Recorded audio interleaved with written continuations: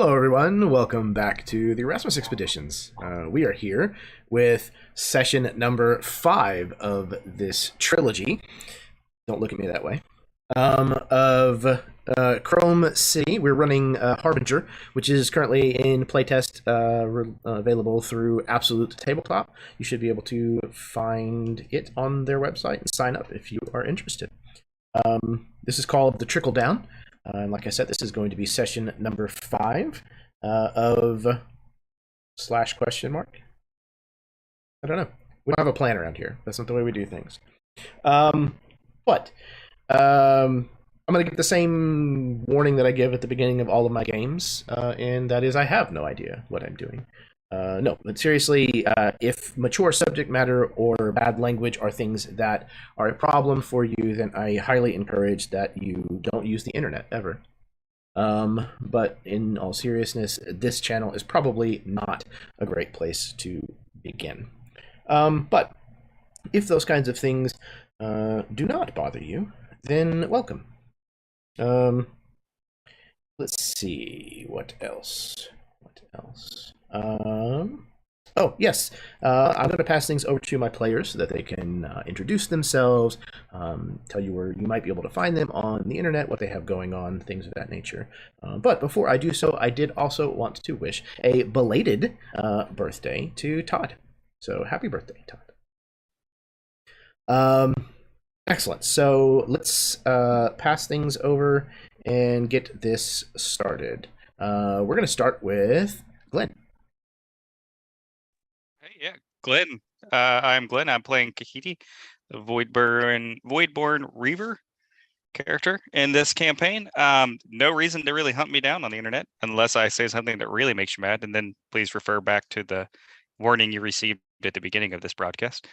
But all in all, yeah, no, excited to play. Looking forward to another session of this one and getting closer to the conclusion of this series. So excited. Absolutely. Trying to fix my mic. It sounds like I might be a little choppy. I don't know what causes that, but I'll poke at things and move wires and check out my settings, and hopefully that'll fix it. But if not, then exactly. We're gonna move right along, and the birthday boy himself, Todd.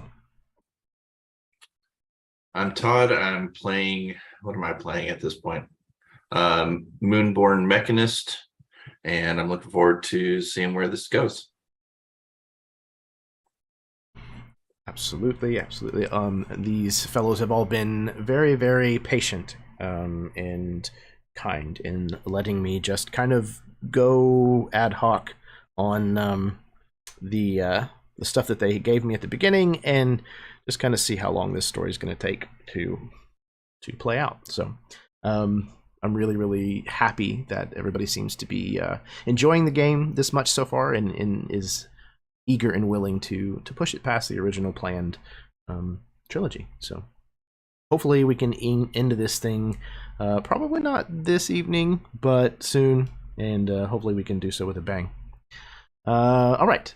Next up we have Chad the First. Chad Initial. Chad Prime. Oh, hi. Yes. Okay. Hello. Hi, guys. My name is Chad Nick. You can find me on numerous places around Abtab, but primarily here, and then on every other Friday.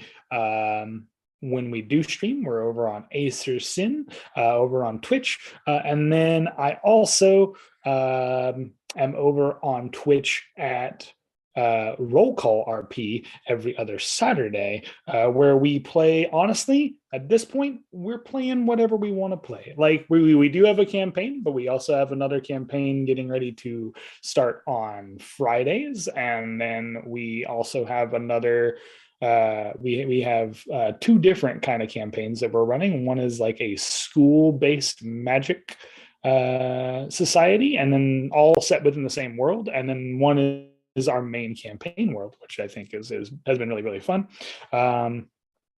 Yeah, but other than that, right now, just vibing out and enjoying this session and this campaign. I've loved this so far. I love all these characters. I play Ulysses Blanc, and I'm very excited to be back with all of you. Hopefully, we can get some resolution today. It's a tall order around these parts, but we'll see what we can do. Yeah, I'm really thrilled to have the chance to continue this game and continue to see how the story of these characters continues to kind of pan out and weave together. Yeah, there's a lot more stuff that I have planned that I'm really eager to be able to have the chance to get to. But before that can happen, we have last but certainly not least, Chad Secundus. I like it. The other Chad in some parts.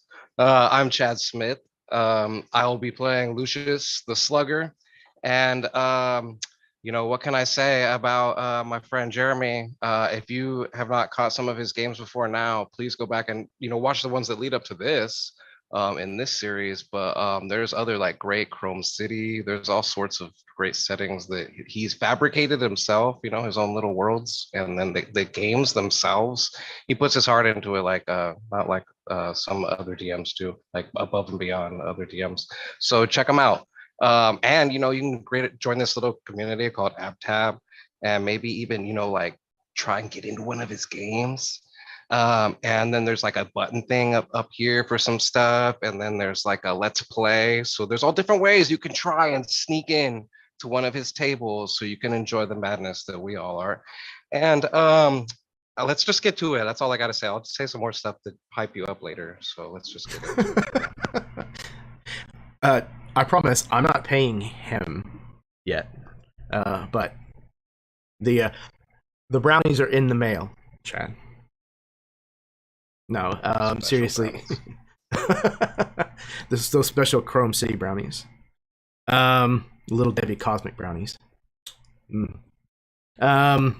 Fantastic. Thank all of you so very much, both for the kind words and also just for bringing such enthusiasm to this game. It means a lot to me.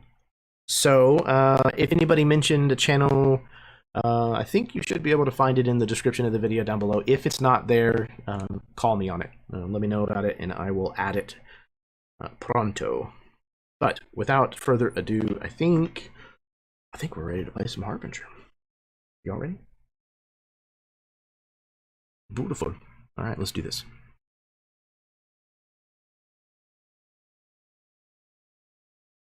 Corruption in Chrome Cities, just like the constant rain.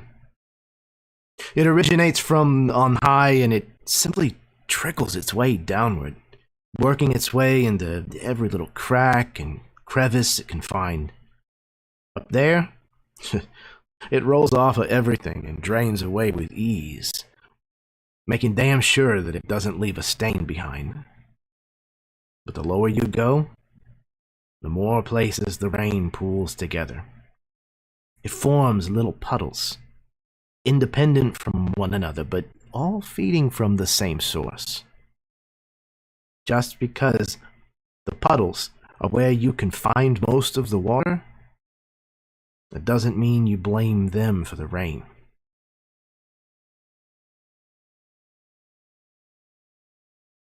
We rejoin the four of you. Cherium still kind of in tow. They have fallen fairly quiet. You can see that though you have offered your protection to them, that they are still cautious, nervous about how this might all play out. Because although you have recently earned no small amount of glint and the material power that kind of money can get you, you know that sitting opposite of you from the board of this chess-like game that has been playing out are some very, very powerful players. You've learned that the space station that you are planning on heading to try to stop what is happening there is owned by Wyrm Hole Industries, a powerful corporation that seems to also be in bed with Sept Aldemont. But as we join the five of you, laying low in this Awara safe house, deep within the spaceport here on Cadian,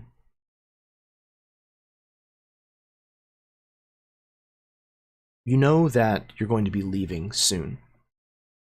You're going to be heading away from this moon and into the openness of the space around Bastion.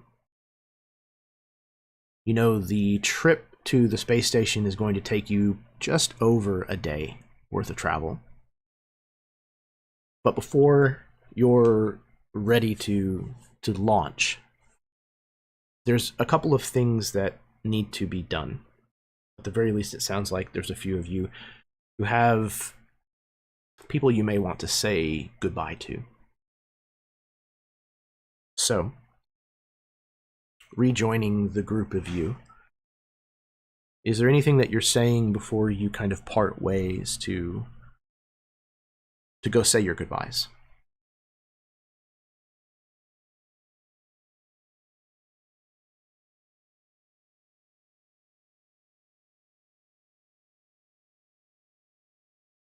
As a quick recap to where we were at on that, we had said we're sending out, was Cherium someone who was getting sent off with it too, or were you planning on bringing Cherium with us? I didn't think we had a reason to. That's true, yeah. I think you did discuss sending them with the kids and Awara into Drift Market, I think is the plan.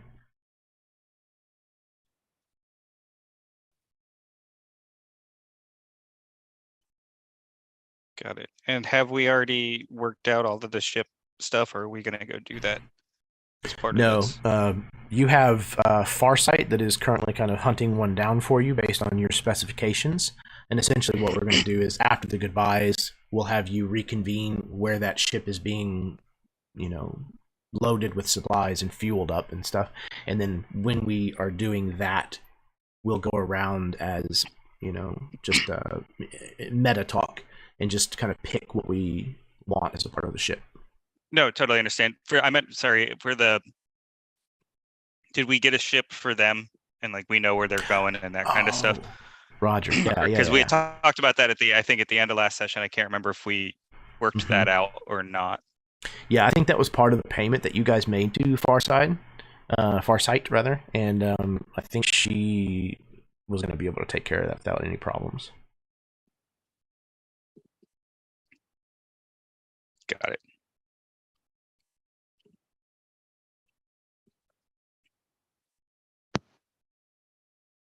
It was something about spiriting people away was something they were used to doing, so Yeah. it shouldn't be hard.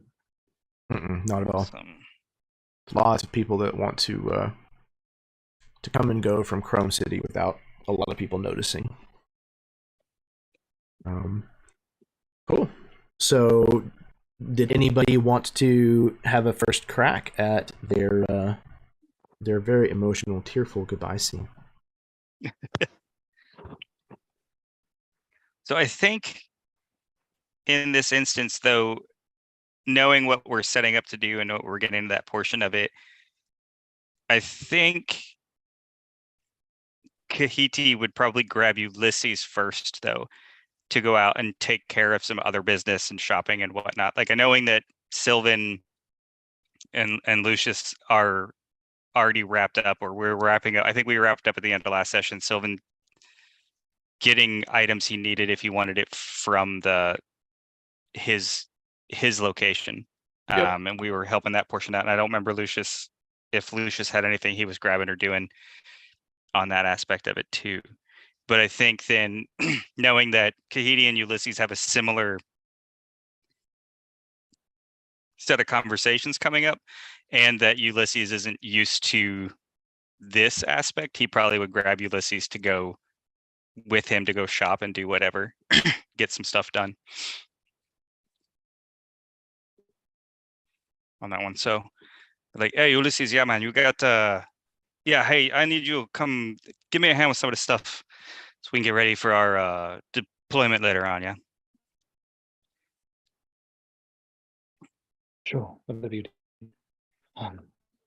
He kind of takes a moment to like look back at the safe house and like sees everyone there, and then like steals himself and will go with you.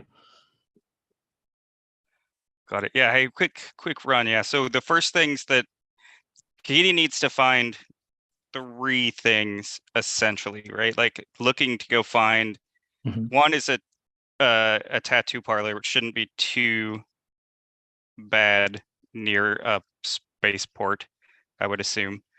No, it's definitely not going to be difficult to locate one.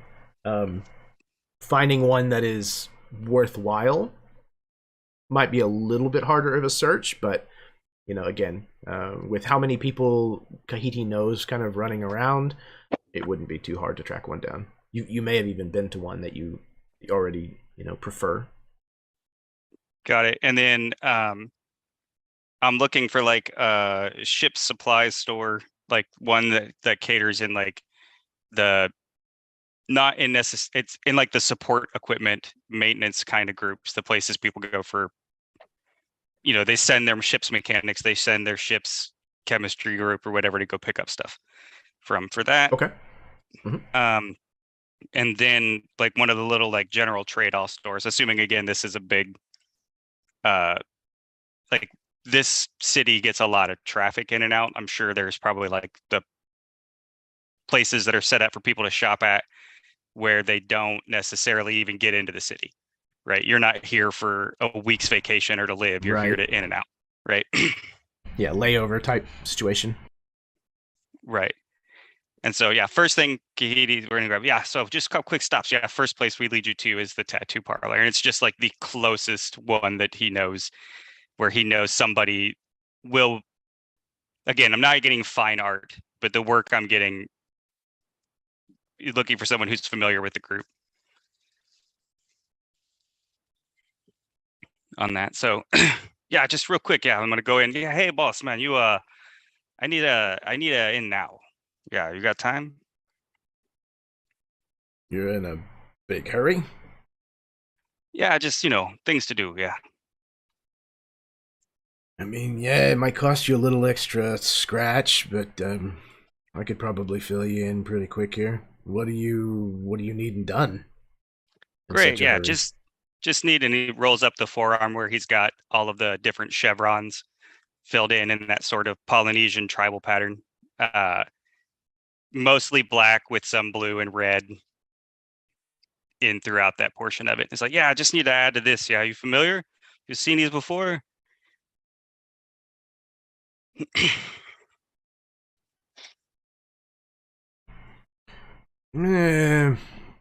Not as familiar, but I've seen a few of them before. You just want another one of these right here? You kind of like no, I need the space below it. We're gonna add 12 of these chevrons in, yeah, and I need all of them to be chromatic, yeah, something kind of color changey, weird for this one. Okay. Yeah, I think I can do that. And then one red at the end. Okay. He like starts working with a, you know, like a glancer that's kind of on a like an what is it called? Like a microphone arm. You know, it's kind of like this extending metal pole that kind of comes out of the wall, kind of fits this glancer basically onto his face and starts manipulating something in front of him. And then he finishes and kind of pulls this mask off, kind of pushes it so that it kind of, you know, telescopes back up against the wall, and then kind of, you know, flings his fingers kind of towards a glancer that's on the wall itself, and this rendition of kind of what you've just described appears in this semi holographic display, kind of with a still image of your arm showing the tattoo in place. This what you're talking about? Yeah, that worked. And then give him my arm and look at Ulysses and be like, right, so way I see this, if everything goes well, we're gone maybe 2-3 days, but doesn't mean we're going to be able to see the kids again until probably a lot longer after that. You've been thinking, how are you setting them up for this?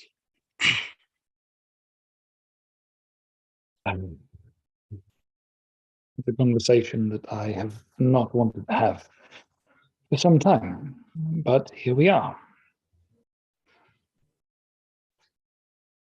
I wanted to thank you, really. I know we haven't really been on good terms for quite a few years, but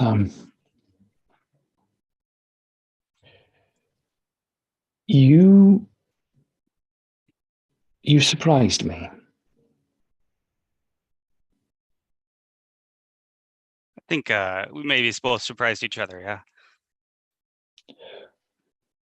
I thought you would harbor resentment toward me, and maybe you had for some time. I know now. I thought you held that kind of resentment toward me because of Parika, but now that I understand that, and now that you know that, I just wanted to say thank you. There's a reason that my children are safe. Well, appreciate it, yeah, but don't thank me yet. And on that, that's what I wanted to talk about for this. It's a few things, yeah. If this goes well, we're gone a few days. This not going to go well. It's going to be a long time. Yeah, where they're going to have to figure out what that life's like out there. Yeah, so Awara will do what she can. She'll keep them safe as she can, but you haven't lived out in the void, yeah. It's a different life. We're going to pick up different stuff and be ready. Like Chrome City is probably burned for you for forever. Yeah. Right. No, you are right. Perhaps I hadn't thought about that. Not that far ahead. That's I have to do what I have to do. So I'll make the right choices, and I'm hopeful that we'll return. But I don't know. I think it's interesting. For the longest time, because I was a Forgeborn, am a Forgeborn. Sorry. I think that I thought that we were untouchable. I tried my best to hide them, to keep them safe, to protect them from what had already happened. And when I knew that things were going bad above and I started on my own, I thought I could forge something different for them. I can make a new life for them, a safer one. But we're still here. We're still in Chrome City. It's still as hard as it is. I don't know. I feel like the more and more I stay here, the more and more I'm actually doing them a disservice.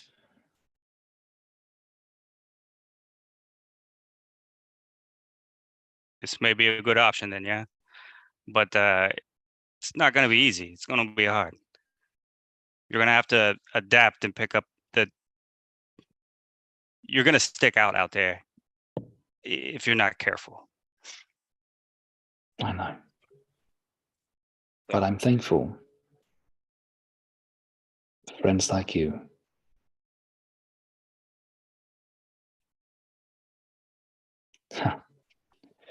It's interesting, isn't it? I think that for the longest time, people thought that us Forgeborn were just for sale. That we fit a prototype, a stereotype, something that could be used. We were equipment, not people.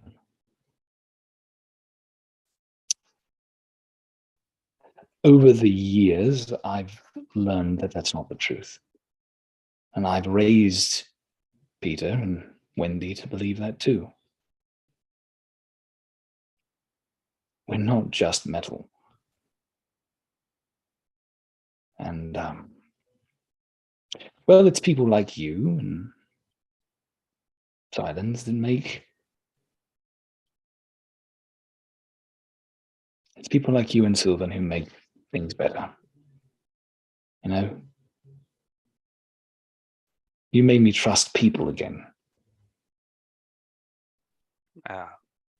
Being treated like machinery and not people is not unique to being made of metal, yeah. That's why Awada exists. That's why we exist, right? On the Void,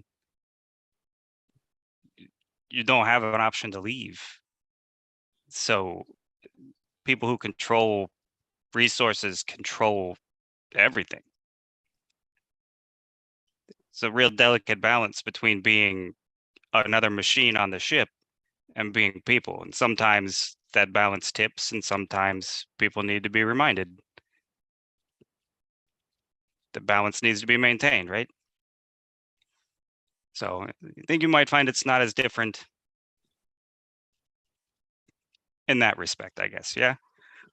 But on a better note, you should probably go buy that kid some shit so that they're gonna be trapped on a can for quite a while and trying to figure out how to do. You're right. I hope you don't mind. But if you're going to be getting this done, could I pop out for a moment? Yeah, absolutely. I'll see you in a moment. Thank you. And then he'll just awkwardly, for a moment, like hang about and then leave. And I would actually like to go to whatever equivalent of a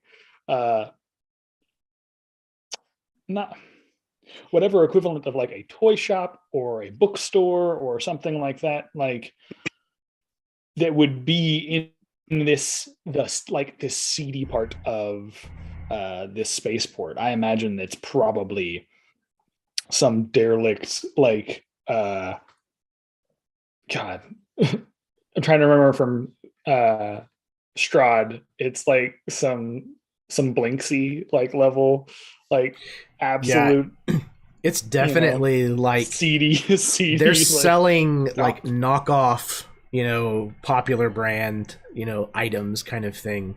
And you're paying not name brand prices, definitely better than name brand prices, but what they're selling you is also not name brand products. Right. So he would find this little corner shop, and I imagine it's probably like all lit up in like just annoying levels of neon, with like the window edges like big and bright, filling all Absolutely. the toys, just so it looks like something spectacular. But Yep. when he walks in, the front counter has no one, and there's like a little bell that's like there, like a little buzzer. Hello? Hello? Hello? God. Yeah, hold on a second.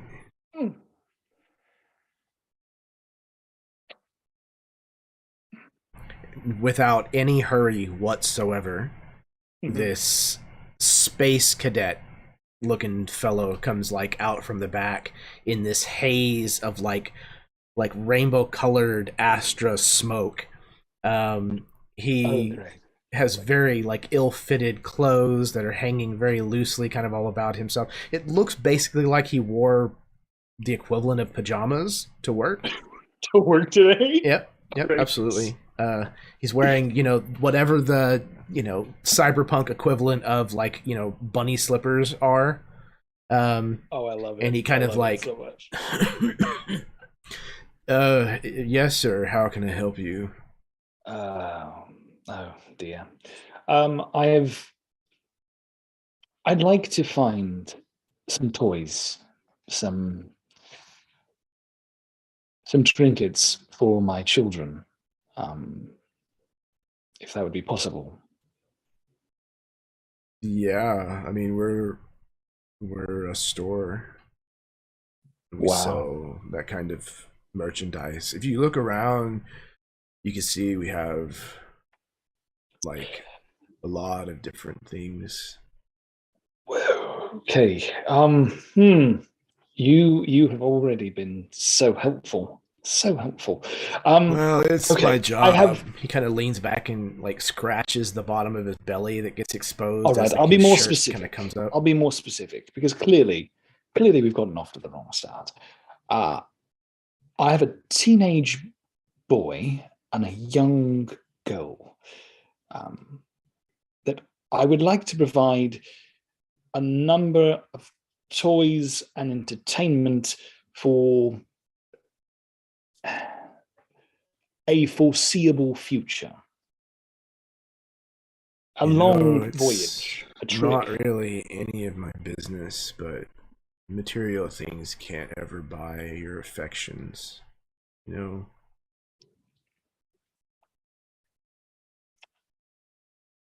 But yeah, we've got like games. If they like games, we have some of those for sale. There's a few like puzzles. They like puzzles. I see how far I'm going to get here. All right. No, thank you. That is absolutely wonderful. I'm going to browse for a moment, and I'll bring back the items that I feel are right, and then you can see me out. And then I'll ring them up, and then you pay me the glint, and then I put the stuff in the bag for you, and then you walk out the door right there. I'm trying so hard. No, yes, that's absolutely right. I'll be right back. And you see that Ulysses goes from being like this very interactive, like humanoid figure, right, to now he goes into his like more pronounced Forgeborn state of like scanning the room, finding the things, because he doesn't want to take all the time in the world to find these things. So he's like going to just do like a peripheral scan with his eyes, and like pick out the things that he knows that his kids would be interested in. Yeah. Let's get a roll, I guess. Yeah. Did we figure out if investigate is still a thing? I believe so. In Harbinger? Let me take a look. It would be, I don't think it's investigation, but it is, it would be perception or it would be perception, because there's no investigation, but there is like perception and insight, or yeah. Yeah, I think perception would work just fine. Okay, so with that roll, I got 14. Okay. Yeah, so you easily find, something here that you think would probably help ease the passage of time. That would be a nice gift to kind of carry with them. That isn't going to be something that's bulky or strenuous to try to keep up with. They'd be able to pack it away whenever they needed to move from place to place. And I don't even know that we have to really even detail what that is. But you find something that you feel is very bespoke for both Peter and Wendy. Yeah. And afterwards he'll lay the two on the count. He'll lay the two things on the counter. I want to imagine that one of them is a void ship, like a void ship model that has like the equivalent of like the Nerf gun, like blaster rockets that can be like fired out from little things and stuff. And then another is like this very almost Forgeborn in itself, this very articulate, smaller, doll-sized, like like a little girl's doll, but it's Harbinger, so it's also like articulate and but not Forgeborn in any sense, right? So it's got its Right. limited Furby level amount of sayings and nonsense, Just enough to come be from it. creepy. Just enough to be creepy, but like also enough to definitely keep Wendy entertained, I think. So that Excellent. would be the two items that he would probably pick. So you bring these two things up to the counter and kind of set them down, and this guy kind of looks down and he picks up the void ship and he starts like moving it around, going and he fires one of the darts and hits you right in the forehead with it. No,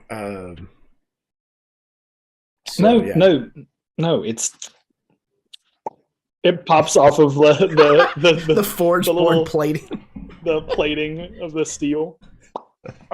No, it's fine. And you showed me it works, and that means a lot. So I appreciate it. Is there anything else that I can help you find today? No. You have a wonderful day. You have an immaculate store, and I appreciate your service today. So, thank you. Very kind individual. I rolled a horrible deception check, so you can clearly hear in the the backtones of just disdain. You don't think that sarcasm and subtlety are really this guy's language. Yeah. So he doesn't really seem to pick up on it, or he just doesn't really fully care. Or he just doesn't care. Yeah. Good, because like,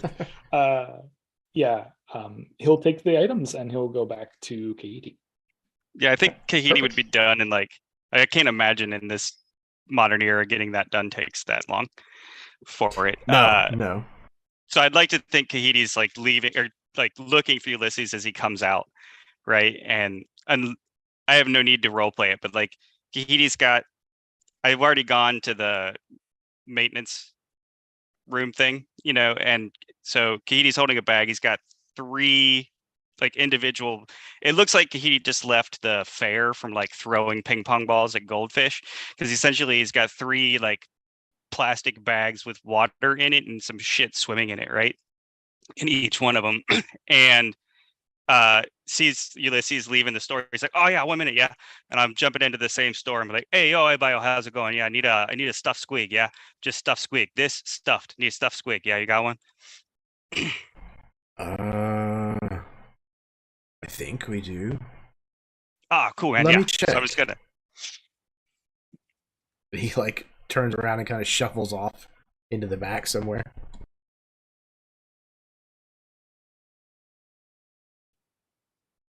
He's gone for a long time. And eventually he comes back. Is this what you meant? And he kind of like holds up this stuffed animal that it's definitely not a squig. Oh yeah, no, I'm totally gonna leave then to find a Voidborn store if this guy's whacked out. Yeah, but looking around, the area with the amount of vendors and things that are there, it is not difficult to find something that's a close approximation, at least, to what you're looking for. A squig toy of some kind. Yep, that and 3 just sorry, I get that at the maintenance shop anyways. Great. So on the way back then, I'm like, all right, yeah, cool. So awesome, you got your gifts. Yeah, that's good. I'm gonna give you one of the plastic bags each and a tablet for each of the kids to be like, yeah, so glad you got that. These squigs, kids are gonna want the squigs, yeah. So squigs basically they live in the water tanks, they clean the shit off the water tanks. We let us grow algae and shit. And but the kids love them. It's like a pet. Right. So every kid who comes on the board, they give them the squig goes in the tank, you keep in a check on it and stuff. And then at the end, they get a squig back. Anyways, here's the whole thing, right? Dirty secret is never the same squig. Kids think it's the same squig. It is what it is. Anyways, kids gonna need a squig, right? So squig for that, yeah. And then tablets, that's gonna have you to get on to talk to the ship, be able to do all that stuff, get online. You don't have a tablet, your kid's gonna get the shit kicked out of them. You're gonna need a tablet for having that portion of it, right? Like So pets and okay, well, lots have happened today. Well, okay, And you can clearly see that like he's gone from being like panicked level John McClane die hard dad to like full on cheaper by the dozen like Steve Martin. Like, what is this? Like, what is happening right now? The level of parenting that I now have to do is on a whole new level of help me, so yeah, I think that Ulysses is thankful. He's like, I did not know that children craved pet interaction. This is a squig. I know I've heard you talk about it. I've never seen a squig in person before. yeah, I don't know if it's about like, kids need animal interaction. Yeah, it's about a ship's only about big ship. Yeah, it's only about 4,000 feet long. Yeah, 5,000 feet long by, I mean, it's a finite space. Mm-hmm. And if you don't keep them entertained, they're going to destroy shit. Yeah. Oh, so no, you're anything right. we can do, we do. Yeah, that's how that works. I Yeah. did not think about that. Yeah. I'm very happy to have you as a friend. I would never have thought to incorporate pets into the equation. And you said this Glancer tablet. You think that this will entertain them as well? Yeah, to let them basically communicate to items on the ship, games, talk to each other. It's like the computer interface tablets you guys have here in the city, but more local ship to ship. Yeah. No, that's very smart. Thank you. It's very nice of you to think of me. Yeah, no, it's brutal there. Your kids would get the shit kicked out of them. So I'm just trying to make sure they don't die. Yeah. His face is just deadpan, like, oh, shit, I think I need to have a conversation with Peter when we get back. Oh dear. No, let's. Where else are we supposed to go? Oh no, we're good, man. Yeah, we can go back now. No, yeah. we're done. Yeah, fine. Yeah, that's all I need. Yeah, wonderful. Thank you. And this is just like, just full on. All I can imagine is just like the two dads of the group just coming back with like mall level bags of stuff like, we've arrived, everything's fine.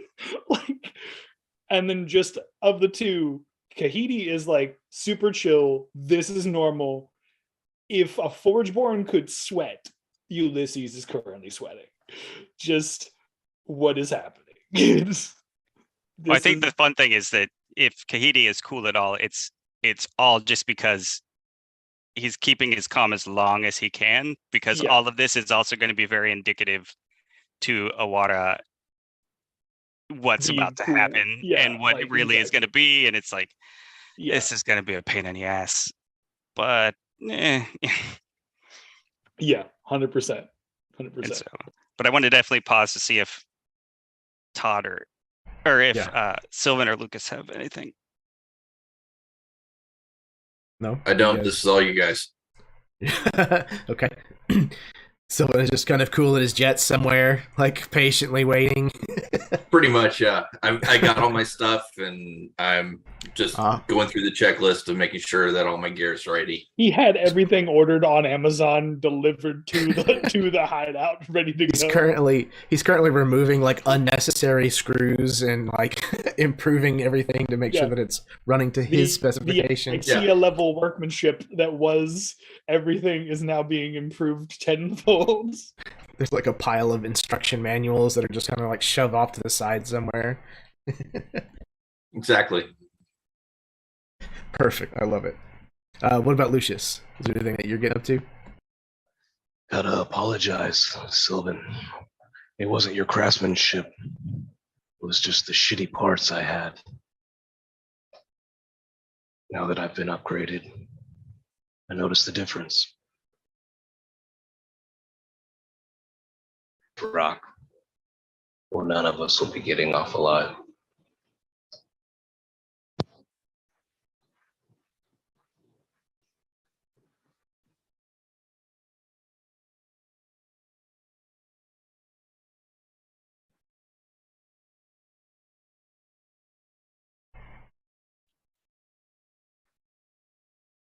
All right. Was there anything that Sylvan wanted to reply to that?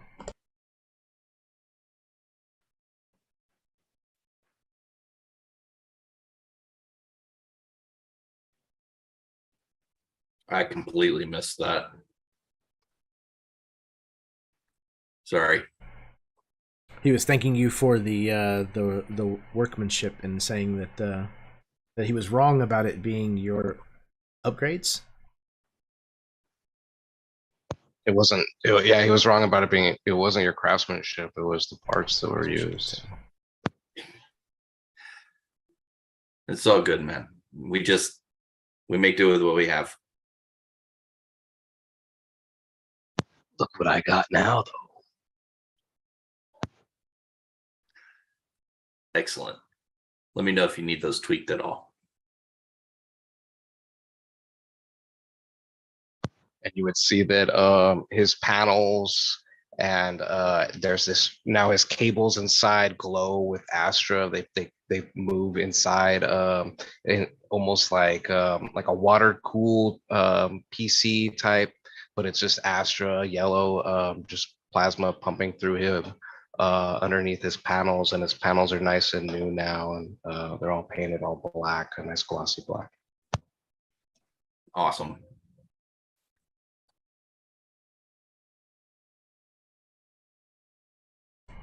Excellent. All right. OBS did its thing again and briefly disconnected and then reconnected. And it sounds like it might have caused an audio issue, but hopefully we're good now.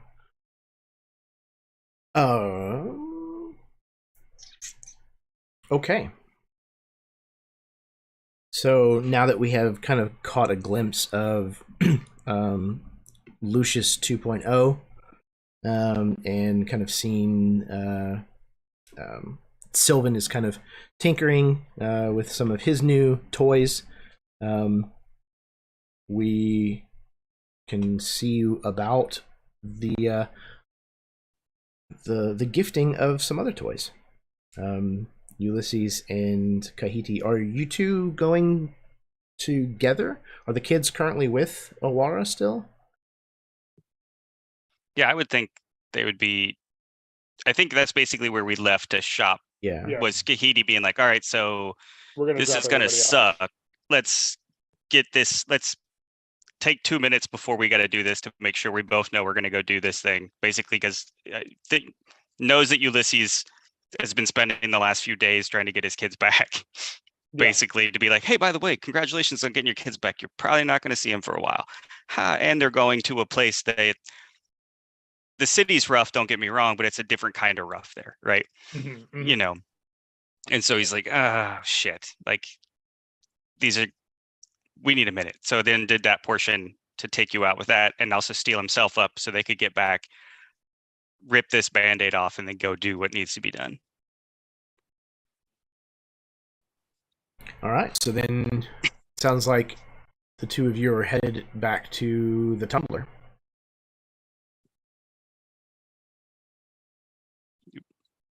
Okay.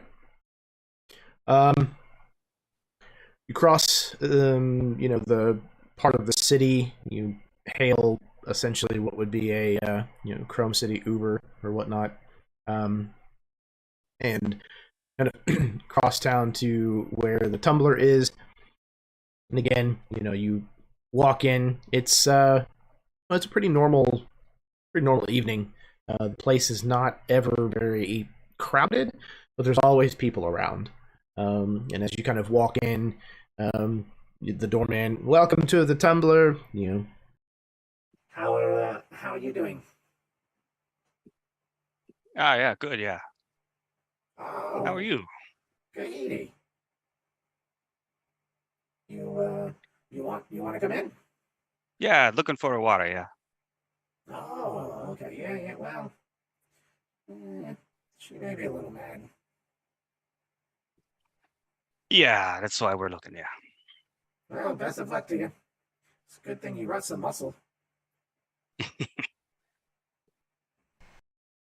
He then buzzes the door to kind of let you in to the bar proper. Got it. And just again, it's been a while. We had met up at a safe house before, right? This is just us returning to the safe house. They know the plan. We're not having to break it to them. Yes, I think they know part of the plan. I don't remember how Yeah. much exactly we had detailed I beforehand. believe we had discussed like what was going to happen, what was going to go down, but to the extent I don't know if they know fully how long or whatever we're going, how long it's going to be. They know what's going to happen, but how long that extent is the question mark. Got it. Then knowing that, then yeah, definitely I'll take the lead in. So as soon as I enter into the room, I'm scoping for Maya first, right? And I want to make sure I can get to Maya and draw Katira's attention when I'm doing it, right? Because I know how this is going to go, and I'm just trying to make sure I'm basically putting a buffer in. Fair. Okay. And remind me how old Maya is?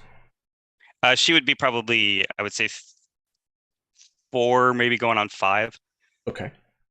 Yeah, she's probably, seated in a corner booth or something like that.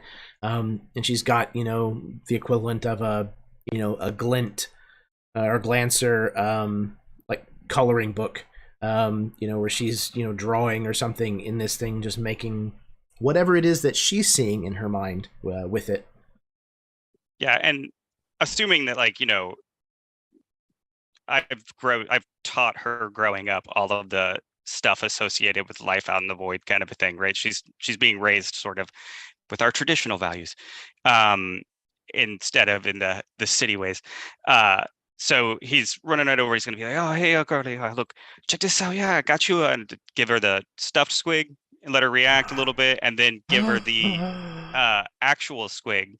Be like, "Yeah, so looks like you and Mom gonna be going for a trip for a minute. Yeah, so you gotta take care of this. You remember what we said?" And I'm just basically talking to her offhand, looking for, making sure that she sees me and she's going to have to come over and engage now. So with the kid right now, like there's no heartfelt goodbye thing. I don't think that's not how he is with it, right? He doesn't want it to be a bad day for her, but he also doesn't want to have to face Katira without the kid there as a buffer. Okay. Yeah. And yeah, Maya's eyes, get huge whenever she sees the stuffed squig that you have. And you present the squig in a bag, and she kind of looks at it and goes, "Ew." And then she reaches out and grabs the plush version instead and begins basically doing all of the exact same motions that the one in the bag is doing, but with the stuffed animal instead. Awesome. Okay, and Awara definitely takes a moment or so to spot you. And then she very quickly starts making her way over to you. She, brings a drink of basically whatever your favorite drink is with her, and she kind of sets it on the table in front of you with her eyebrow kind of raised. Awesome. It's probably water at this point for where we're going. It looks that, yeah. So I think he does the forehead to forehead sort of Voidborn embrace thing for that one. Like, yeah. So good news is, yeah, and he's basically gesturing so that she can see the tattoo change over, which with the red at the end is a pretty good indication that what is about to come on our end, since red is usually what we would put on there for to indicate like things have hit a stressing point where we're going to take forceful action of sorts. Like basically red is for the blood that we'll have to go deal with. So that she can kind of see what's going to happen and be like, yeah, so we're set up with you and the kids to go out. Yeah, probably for about 6 week out, 6 week back. So maybe put his kids in engineering, give them a chance to learn a little bit more while they're there in a little cushier environment. Yeah. And when were you going to tell me that you were going after a company that is in bed with Sir Aldemont? You forget that little detail? Left that out? You knew it was going to have to happen. It's what we do. If we don't, no one else is going to do it right now. And we can't send you and the family because can't come back to you and the family right now. Not with his kids, not with Maya. So, we had to find alternate way to make it work. Yeah. Tahiti. So, yeah. You of all people know what it's like to grow up without a father. Yeah, but we of all people know what it's like to grow up without us. Yeah. Look, I'm not saying that someone shouldn't do what needs to be done, but this is, well, you just be careful, okay? Yeah. Coming back, is number 2 priority. Yeah, maybe number 3, number 2 priority. But do me a favor, like keep an eye on his kids. Yeah, it's gonna be culture shock. Yeah. Once again, I get to be babysitter. Maybe just take some time and relax for a while. Yeah, just. Is that what you think I do? Whenever you're not here, it's relax. No. It's more that maybe right now only one of us does what has to be done. Yeah, and you could maybe let one of the other girls be the water for a while. She kind of gives you this kind of dangerous look. Took a long time for me to get where I am. You're not leaving where you are. I'll manage just fine, don't worry. maybe a safe trip then. Yeah. Yeah. You better have safe trip. You come back. This girl needs think her he's father. She gonna have plenty out there. Yeah. She have a whole family out there help raise her if we need to. But I come back. That's the last free one. She kind of indicates the drink and then turns around and like walks back over to where the bar is. Yeah, I think Kahiti's just gonna basically walk over to start getting all of this stuff ready, because now it's work. Ulysses, you can find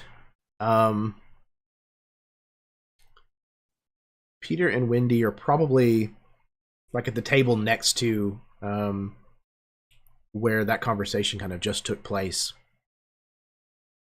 And unlike Maya, who's kind of entertaining herself and, you know, coloring and, you know, whatnot on this tablet, I think Peter and Wendy are kind of sitting at the table with like their hands like steepled together, just perfectly still, like staring straight ahead.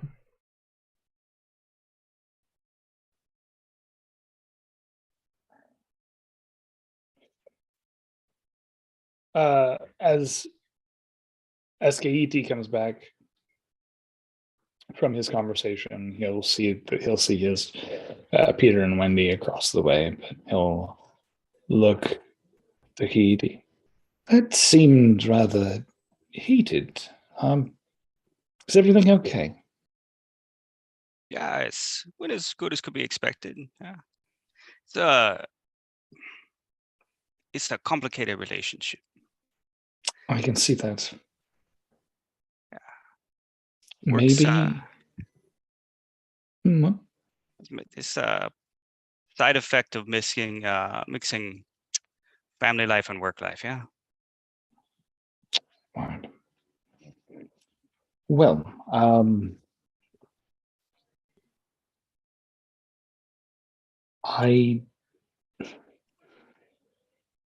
should I say something to reassure her?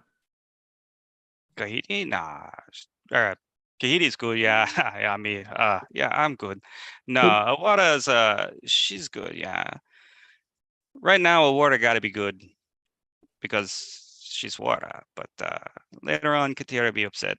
That's okay. Okay. Well, if you say so, I'll leave it at that.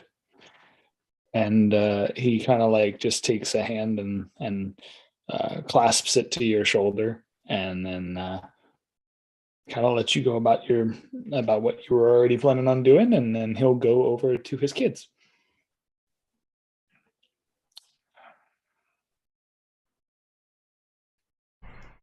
As you approach, Peter kind of looks over at you. Hello, Father. Hello, Peter. You said you would be back, and here you are. It's good to see you again. I know. It's good to see you again.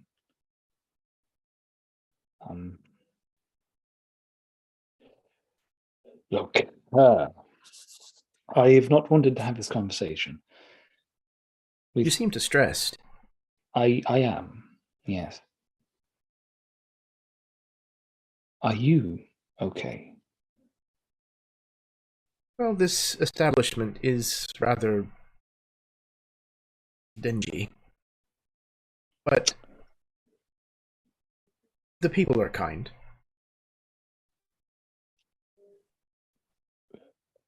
It is not the most ideal space, but it is the space that we are provided by the people who care for us. So, I've been told that they are our family. It doesn't make much sense, but I think I understand what they mean. okay.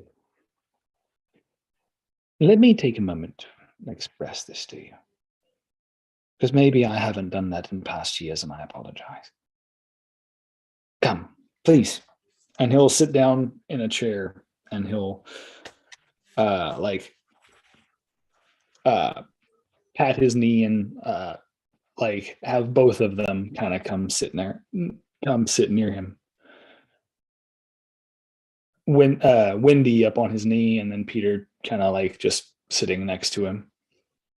And all right, so I've learned a lot about what it means to be a part of a true family, especially in the last few weeks. I want to apologize to both of you. Now, for the longest time, I feel like I hid you from the world. Not because I was ashamed of you, but because I wanted to protect you. I wanted to protect you from everything. I knew the dangers that were out there, and I didn't want you to have to face them. But I realize now, Peter, that wasn't the right way to go about it. And you know that, I think. I think that you've been a very good father. Well, thank you. I don't. I really don't. There are, of course, especially- improvements that you could have made, but that's natural. Thank you. Thank you. No, you're right. There's always room for improvement, but he'll reach toward the bag now. I'm going to have to do some things to protect you in the coming weeks, and I'm not going to be able to be here for you.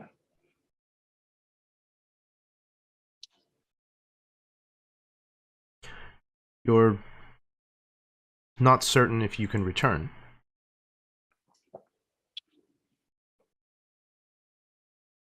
No, I'm not. Peter, what you have inside you, it's hard to explain. But there are a great many people who would want the knowledge that you have, which is why I couldn't let them have it. And I have The to protect dreams. you at all costs. Yes, your dreams. Your dreams are. Why would anyone want those?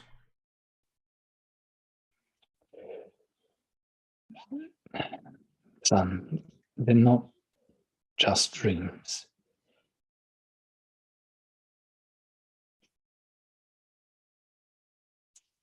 They're memories.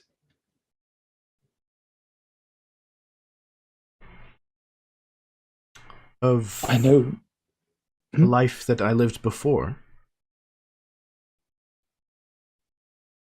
Yes.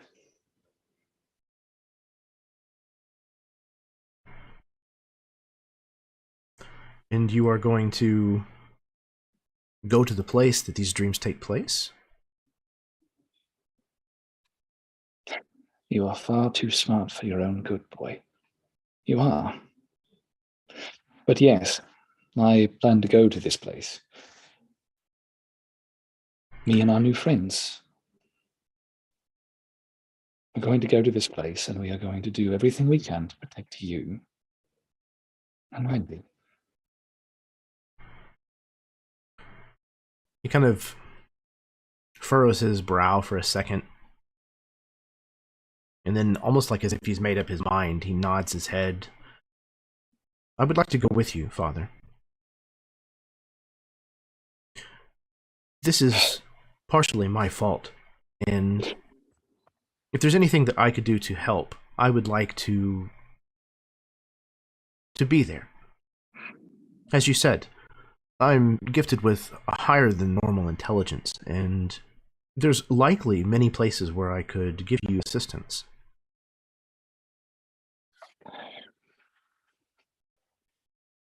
Oh dear.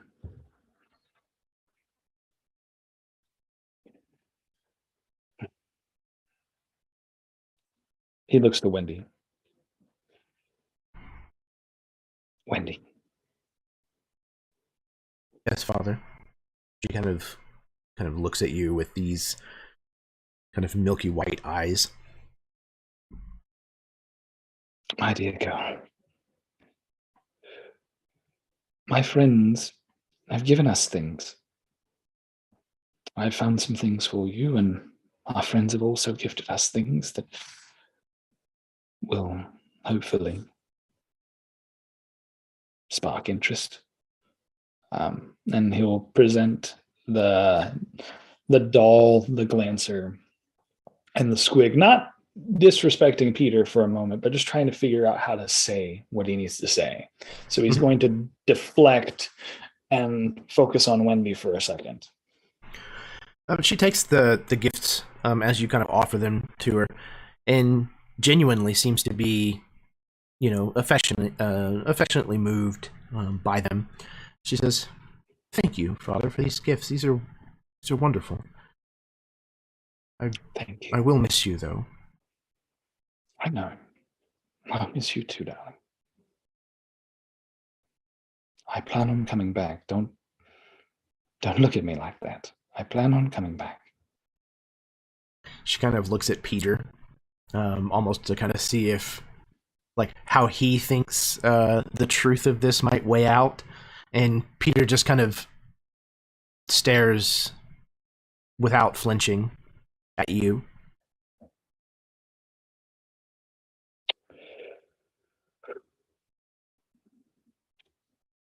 Could you give me a moment? I'll be right there. Of I course. need a moment with Peter. She gets up and kind of takes some of the toys, and then she moves over to the table where Maya is, and kind of starts engaging with her. Wendy is far more. She's a newer model of Forgeborn, so she's a lot more adept at navigating social interaction. And Peter That's what I figured. Yeah, he's definitely a little not robotic. That's a little too on the nose, but Yeah. Okay. Now that your sister is away, look, I know I saw this coming years ago. There was going to come a day where this was going to happen, and you were going to want to help me. And my boy, I want nothing more than you to be able to help me. I genuinely do. But do you know how pained I would be if I would go out there and you were to come back hurt, lost, forever tarnished from what you are now? I imagine the pain that you would experience would be similar to the pain that I would feel if the same were to happen to you, Father. You're right. You're right. But Peter, I have lived a life. I have done a great many things. And though you may not be able to experience a life the same way,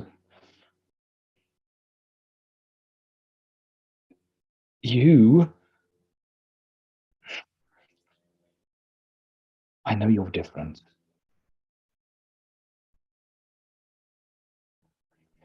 But your responsibility for me,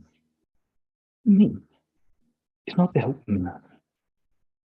It's not to keep me alive, but to keep me safe. And he diverts Peter. And again, this time now, bringing out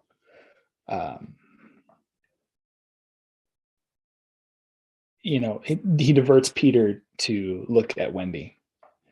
My whole life, all I've ever wanted, from the day that I turned, is for you and for Wendy to have a life. If I go out there and you come with me, who protects her? Who cares for her if we're both gone?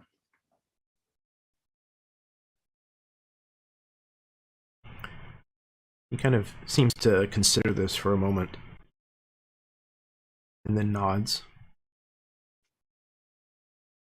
I suppose the fear of pain and potential death for yourself is easier to think about than the pain or death of someone that you love. Yes. Yes. I imagine that right now,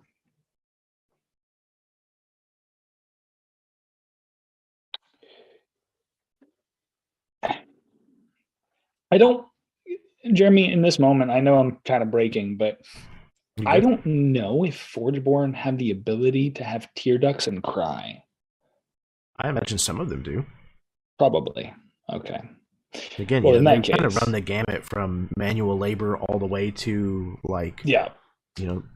emotional support and I imagine spouses, that. So. Yeah, I imagine that Ulysses probably does have that. At least a little bit in his. He's got to emote. He's got to be able to do that as an officer. So, he kind of holds Peter by the shoulder for a moment.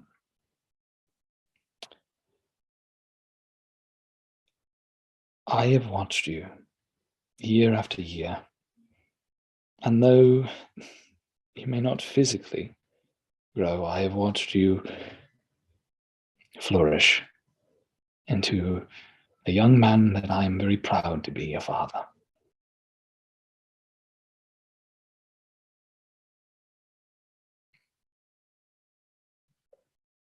I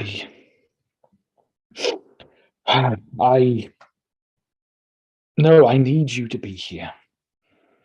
I want you to be by my side, but I need you to be here. I love you, Peter. I genuinely love you. And that, in and of itself, is a feat. For years, we were told that Forgeborn could not feel. We could not love, we could not emote in any way that was not synthetic.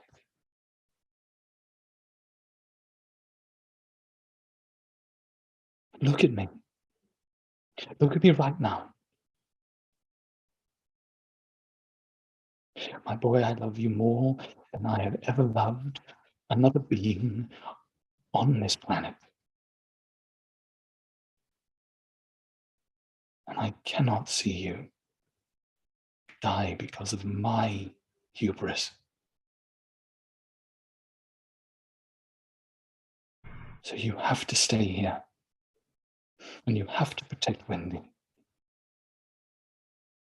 You have to make sure that she survives.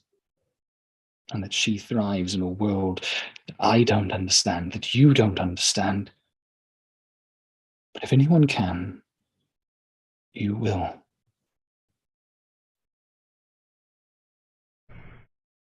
Can you do that for me?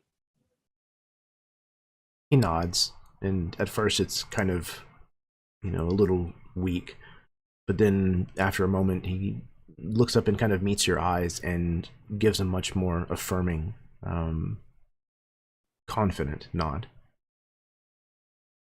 I can, Father. Good. Good. And I like wipes an eye. Oh. And he immediately like gets down to a knee and embraces him. I brought you gifts too. I brought you gifts too. Don't think that I didn't. Thank you for your tokens of affection, Father.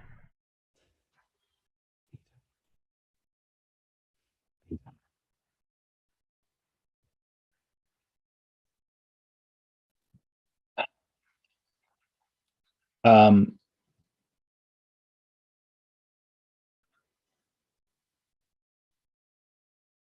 dear. Peter, I may not be back, and you're right. You're absolutely right. I may not be back. I can tell you see doubt. I can tell. But that's why I need you here.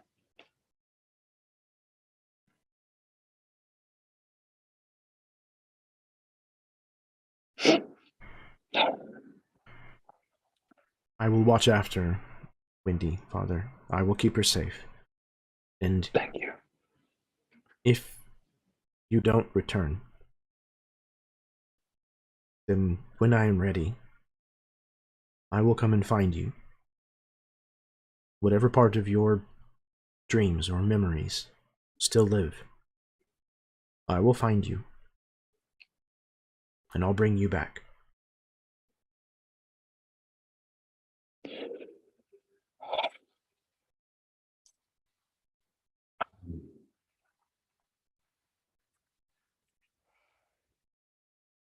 No, it's interesting. He kind of looks over to Kahiti and Yuara. For years, I had thought about finding another Forgeborn, a mother for the two of you. But I never thought in my whole life that anyone would be safe for you. So I kept that hidden. I didn't think about those kinds of things, but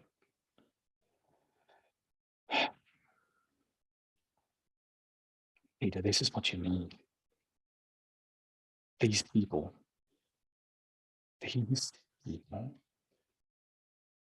are what you need. They will teach you how to feel like I feel, how to love in a way that I've been able to have, but you haven't experienced yet. So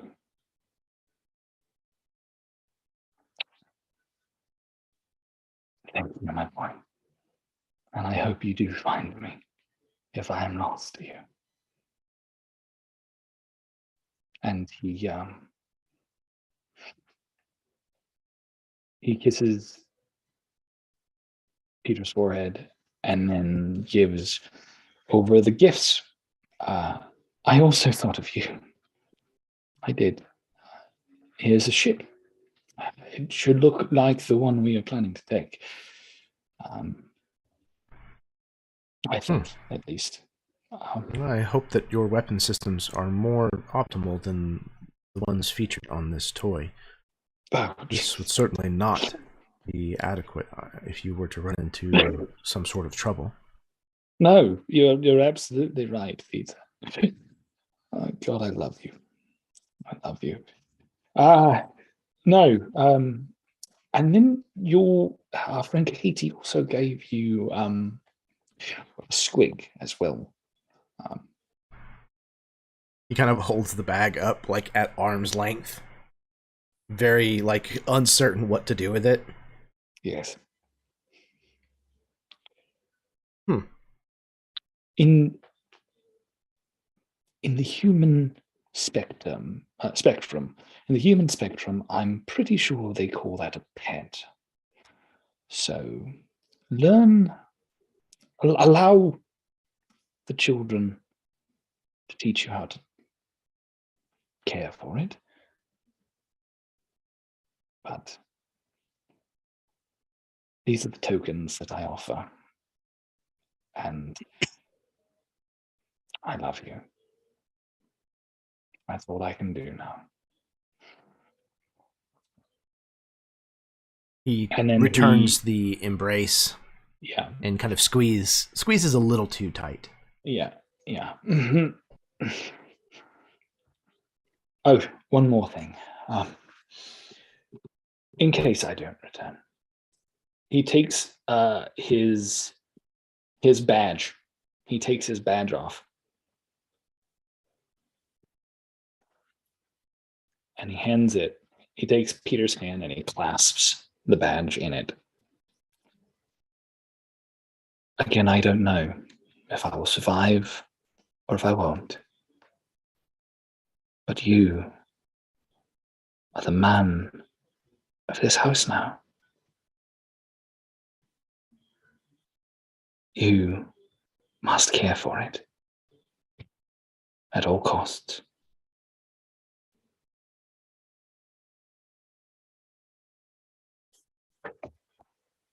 He kind of takes the badge and kind of proudly looks at it for a moment before kind of quickly putting it away in a pocket. I will look after this as well. Eager to give it to you on your return, Father. Good boy. Now go play. He kind of looks at the squig in the bag again, still kind of held out at arm's length, and then kind of turns and walks off towards the table where Wendy and Maya sit. Awesome. I think Kahiti then sees this ending over there, and he's been playing with Maya a little bit and hang around. We'll pick up Maya and take her over to Awara Katira and just do the forehead embrace again and hand the kid off and be like, seriously, just put his kids in engineering or something. Like it's like, yeah, somewhere, yeah, just put engineering anywhere. Keep them out of the Build Jizya and the Build Direct games. It's gonna, yeah, it'd be bad. It'd be bad. But love you, dear, and I do what I can, yeah. And then grab Ulysses, and basically, like, at that point, we've handed off to the family to go do the thing, and then walk out, close the door as we're getting ready to go pick up those two again. Be like, yeah, so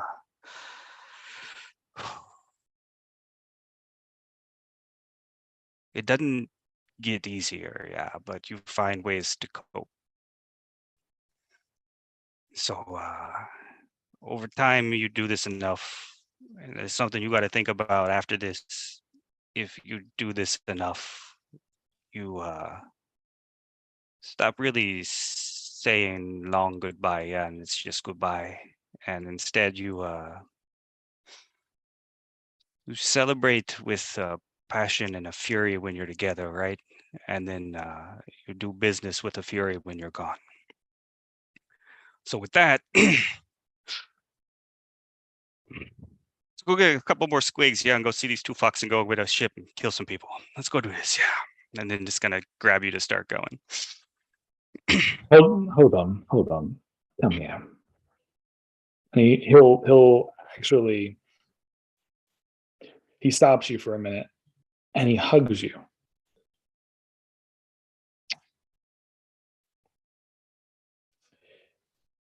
I know we were at odds for a long time.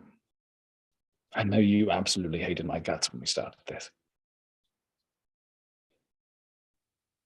But thank you. Genuinely thank you. It's never been personal. Yeah. It's always just been a matter of perspective. All right. Well.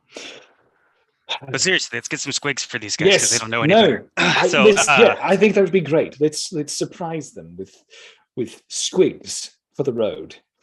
And so yeah, we'll go get 4 because we each need one because it's also good luck.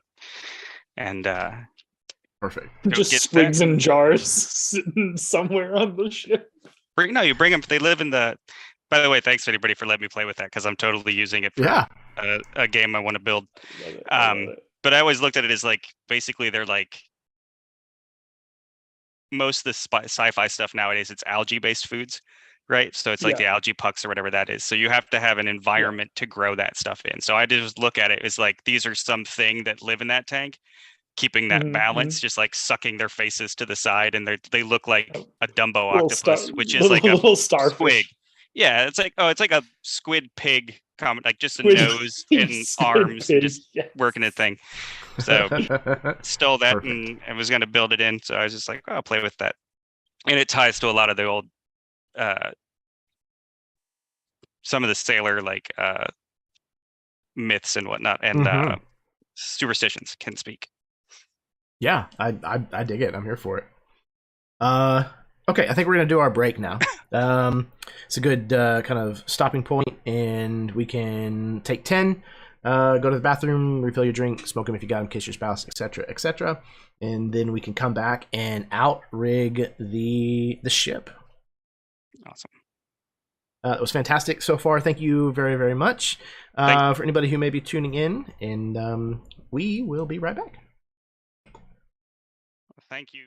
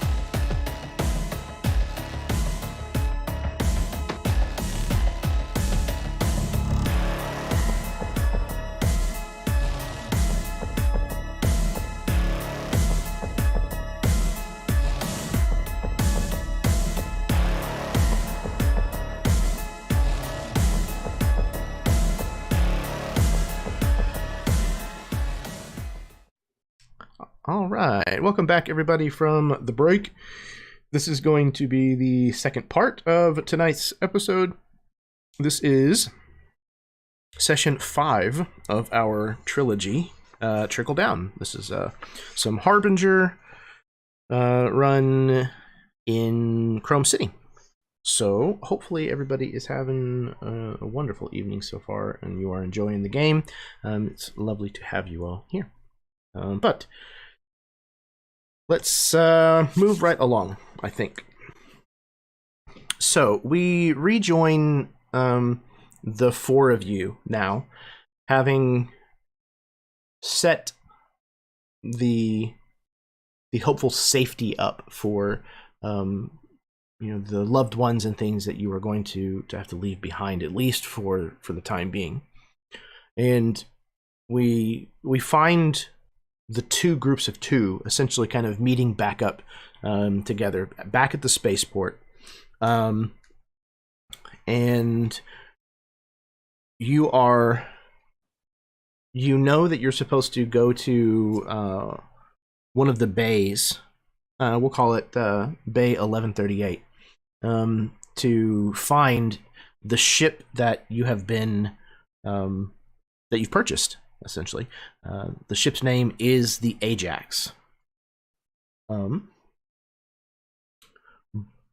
boop, boop, boop, boop. But let's do this. As we see the four of you kind of getting back together, and you're heading towards the ship, and we have this Expendables type shot of the four of you kind of walking shoulder to shoulder through the halls of this spaceport.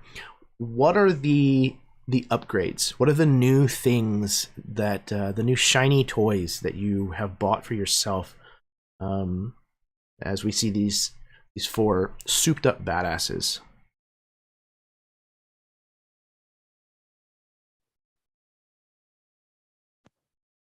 Like I said before, I got all new cabling. So I have the ability to skip a astrofade effect on the table once per day. And I think it's called Aria. Oh man, Aria. Orichalcum? Yes. Mm-hmm. Yes. Yeah, the Orichalcum cabling. Column. Yeah, or Chalum or whatever. Yes. Yeah, Yep. Orichalcum. It's Yeah, a weird spelling of an actual supposed material. So okay, gotcha. Yeah. So I have that, and it's the one that lets you like vent, right? Yeah. You can like vent the Astra instead of rolling. Yes. Cool. Very cool. Yep. And then I also incorporated some gauntlets of ogre strength. So he's a buff boy now. He's chunky, and he's ready to do some more slugging. And so, does he actually have like new arms now?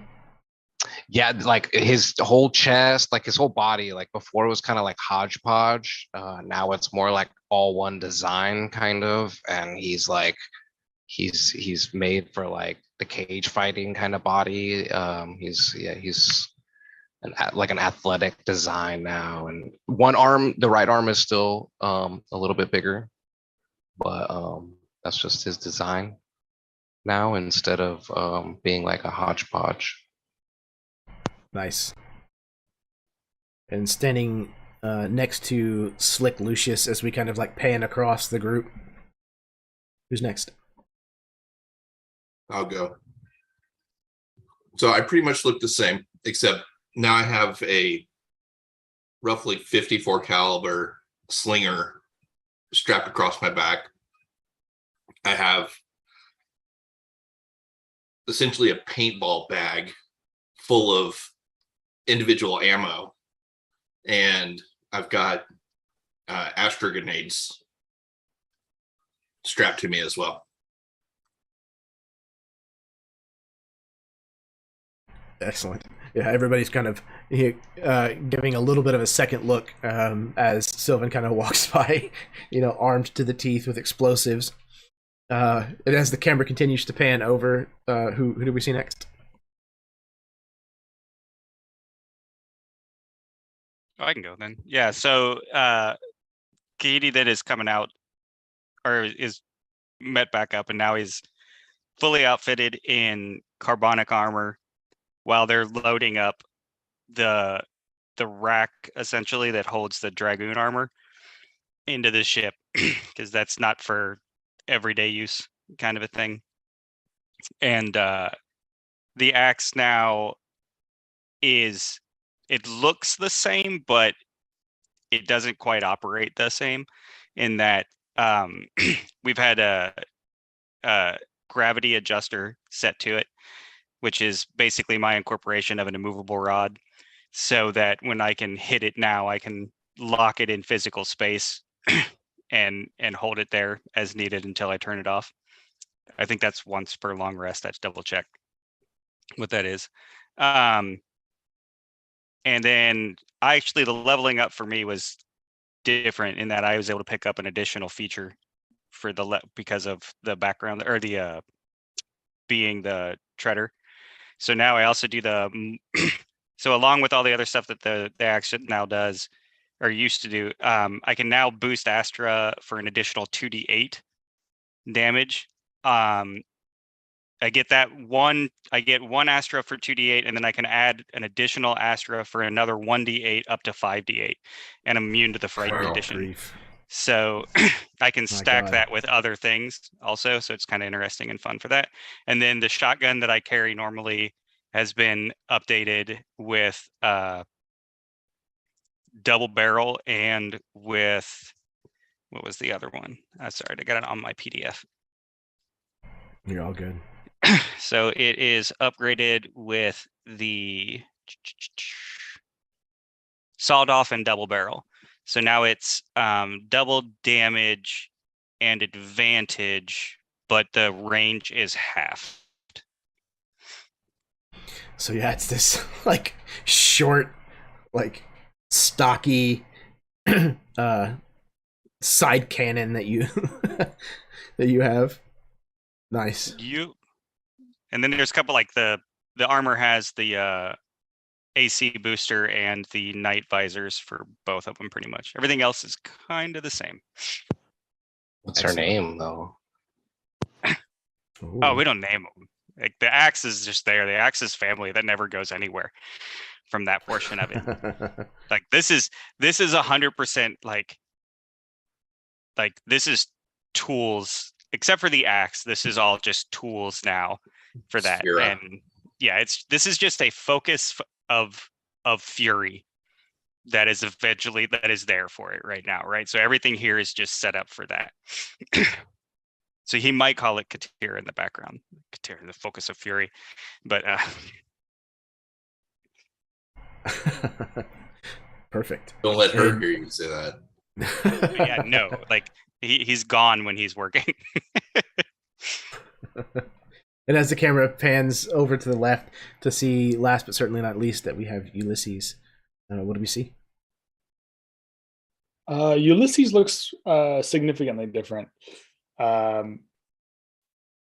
far as his chest and like just his main muscular structure, he has taken the Orichalcum cabling and fashioned it through everything to kind of reinforce the onslaught of the Astra that has been surging through his veins for the last like few encounters.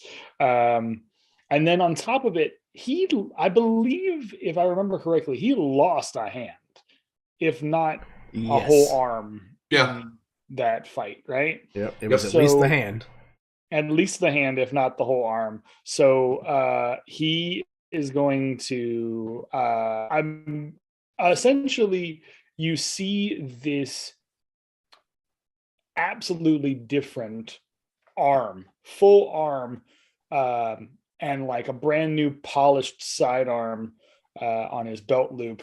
He still wears his duster. He's got a long, heavy repeater strapped along the back with a wraith muzzle attached to it. But specifically, the arm is unique. It looks like I'm trying to think of like the metal. It's almost chromatic in the way that it gives off like the, from the light, it looks like absolutely polished chrome, almost like an oil slick, because it's giving off so many different Astra colors that are just vibrating through the whole arm. On the top of the knuckles, very almost, I'll say Infinity Gauntlet like, because that's the visual that like I think. There are a number of different nodes that float along the top of the knuckles. They just sort of float there, holographic style, all in a different form of Astra. So the red Astra, the chartreuse, the chartreuse Astra, the yellow Astra, all of that stuff is just vibrant and glowing. So his whole like left side of his body is just this glowing disco ball of Astra color, and just for flair, because I want it, I think at some point in this he has found a Shredder's old like duster hat to go with the duster jacket, and he's just full on wearing like Walker Texas Ranger like cowboy hat on top of this like duster level, and it's cool. So the two things that I'm adding to it are, to make this up, just so you know, Jeremy, is it arcane cannon and then arcane propulsion arm. It's two magical items, but they're going to be essentially the upgrades for making this thing an item. It's the arcane propulsion arm is a fully capable part of your body. I can remove it at any time. But it can't be removed against my will. The prosthetic is a magical weapon that I'm proficient with. And then if I throw it, it also detaches and then flies back from the attack immediately to my rocket arm. fist. It's a rocket fist, yes. It's a glowing disco ball rocket fist, and you're gonna shoot your Infinity Gauntlet at somebody. Yes, absolutely. I'm here for it. The raddest thing I could think of. No, that is very Chrome City. It's perfect. Okay, perfect. So each of you, please take a point of inspiration. We see the four of you kind of, walking down the corridor, all looking super duper fly, and you reach the bay 1138, and the doors open as you approach, and inside you see what must be the Ajax. It is pretty much kind of what you had described you were looking for. Fairly nondescript. Looks like it's a utilitarian style vehicle that could be at home at basically any spaceport or space station, and has a number of features that look like they're probably hidden behind panels that could open and things of that nature, and could very easily be hiding some decent armor as well. There's a few people who are kind of milling about this bay, kind of working off of glancers that they have, kind of directing various hover, or I think they call them leva in Harbinger. So like leva lifts and things like that are helping move some of these large crates that contain Dragoon armor and things of that nature, kind of getting them loaded onto the ship itself. So, at any point, if you feel like you want to kind of, step into, roleplay mode or whatnot, please feel free to do so. but essentially what we're going to be doing now is doing some shop talk to effectively trick out this ship however you'd like. So I am starting with, as I said, I printed out one of the pages from the PDF so that we have a like a baseline to start with, and then we can go through and alter things to better suit the kind of ship that you would have purchased. And this is down in like section, like it's like page 55, I think. Void ship components. Yeah. Got it. Yeah, let me see here. I'm on the skills now from where we were looking that up. Yeah, it starts listing them on. Those are the actions that you can take in void ships. So, let's see.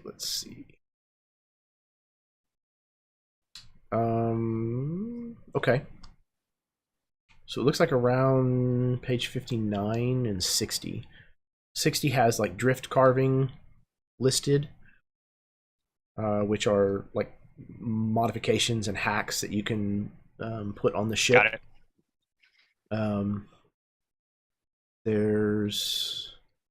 And then from there we have voice ship weapons and things of that the stuff nature. above that I think is the actual void ship combat stuff that we'll have to know for next session, I think. Yeah, or exactly. maybe talk about before next session or whatever.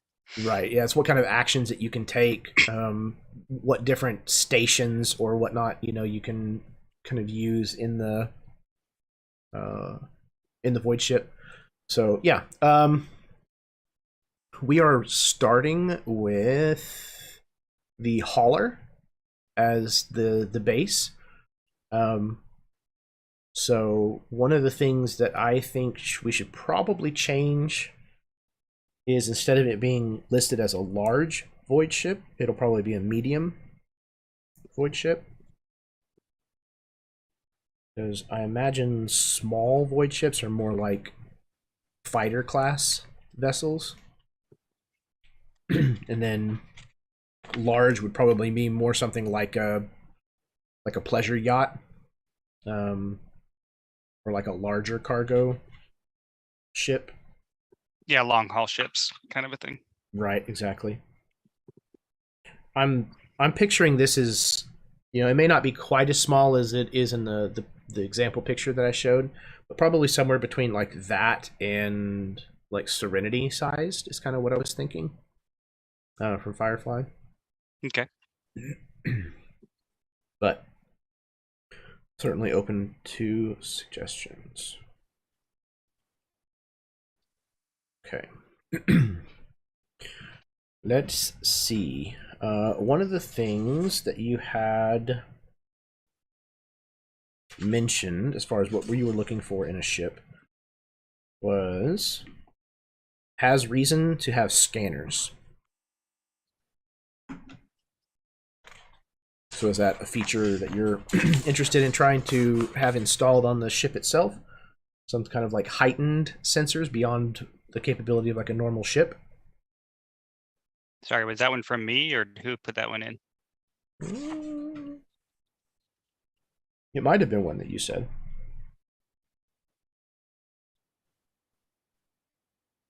But if it's not a big deal, then we certainly do not have to include it.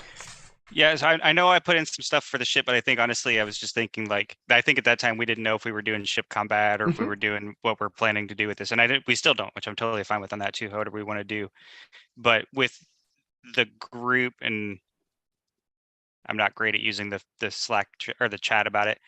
I just want to see like if what the group wants in that portion of it. I think for that because I think Kahiti would have been like, oh, like we need a ship that has a reason to be there, yeah, like.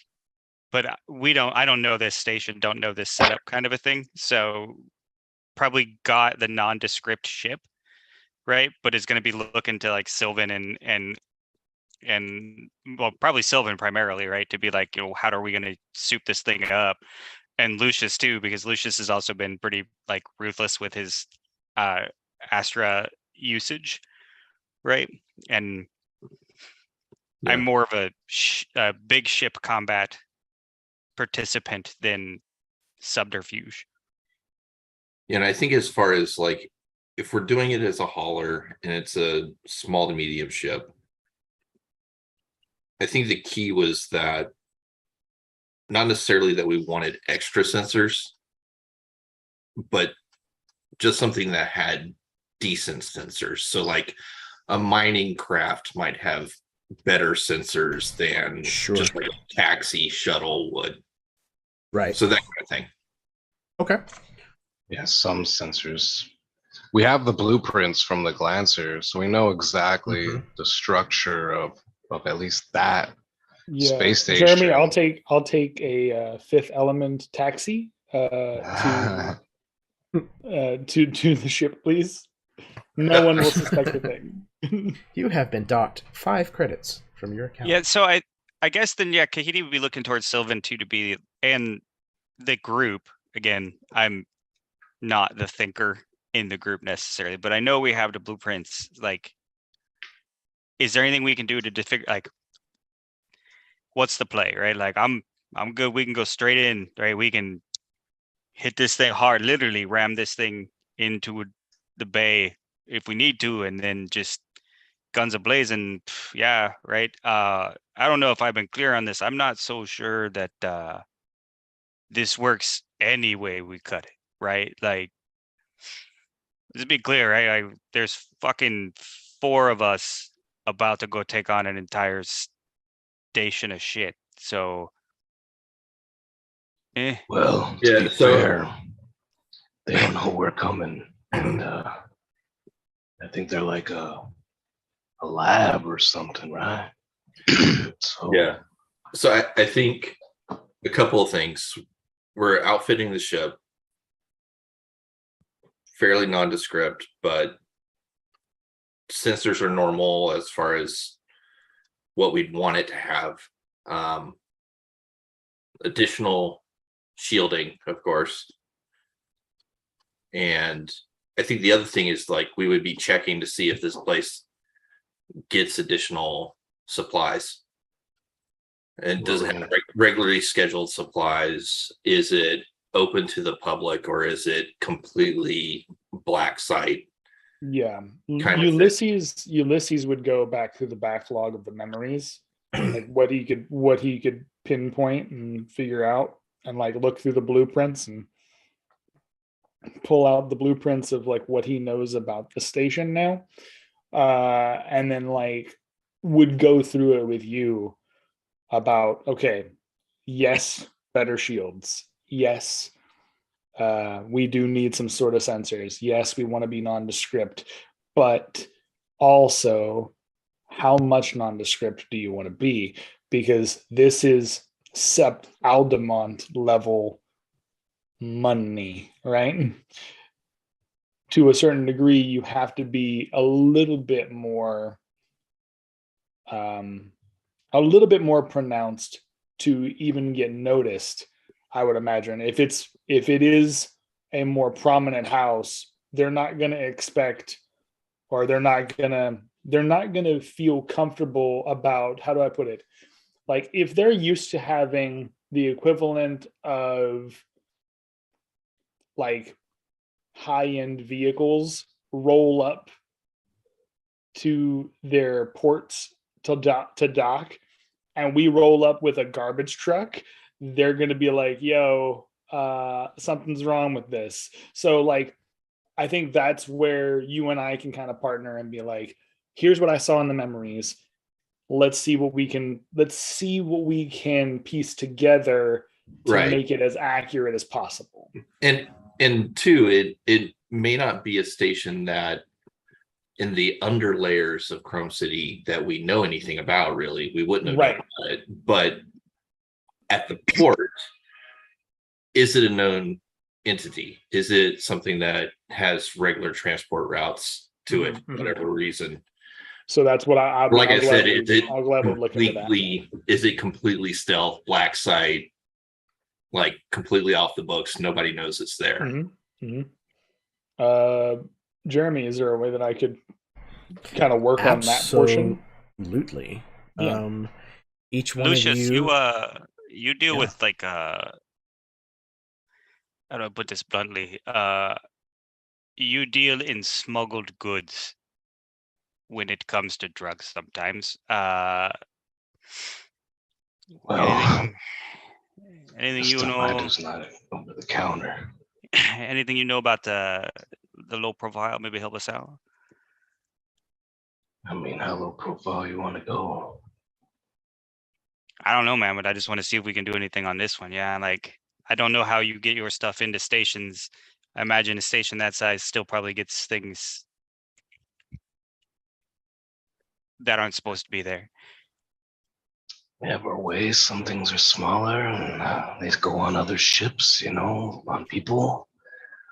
Sometimes an entire cargo can get its way in. You trying to sneak on board? Or...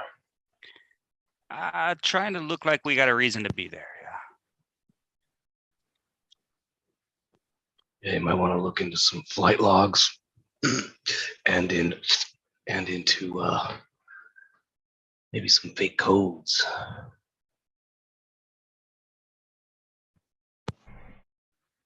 Okay, so anybody who is trying to dig up information, aside from what would be included in like the blueprints that you have, can roll a lore check.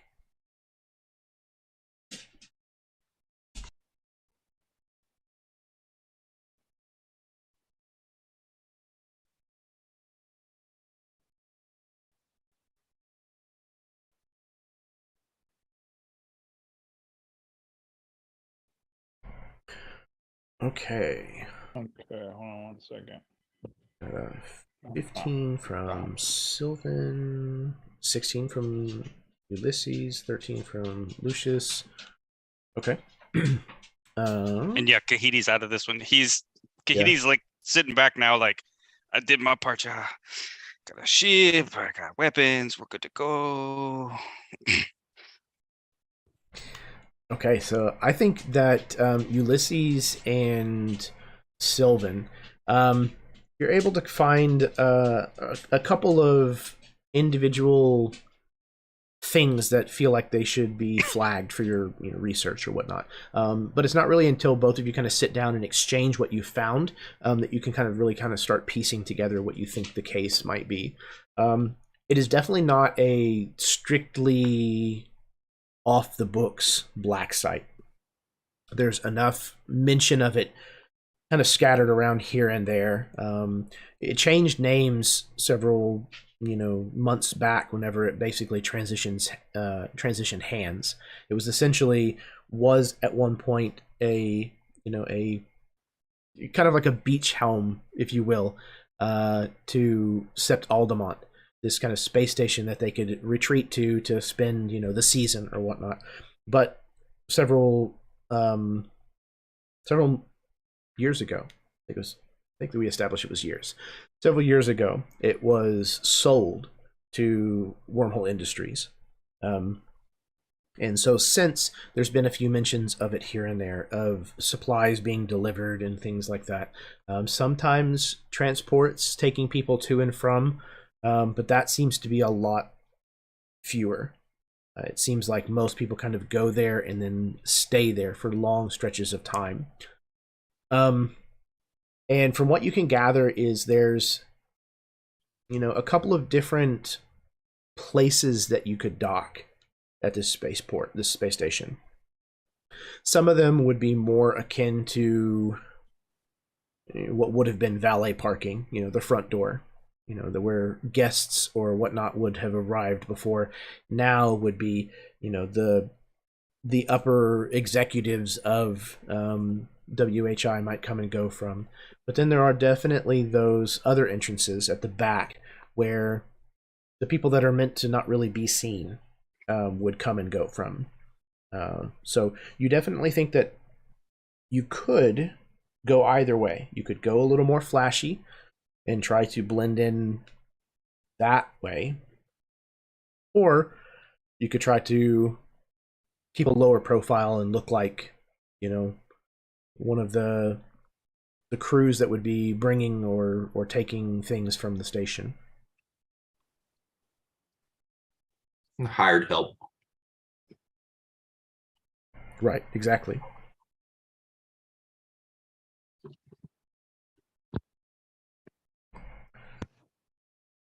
Okay. Well, I mean, personally, my vote would be to go the help route as opposed to trying to go through the front door, because I feel like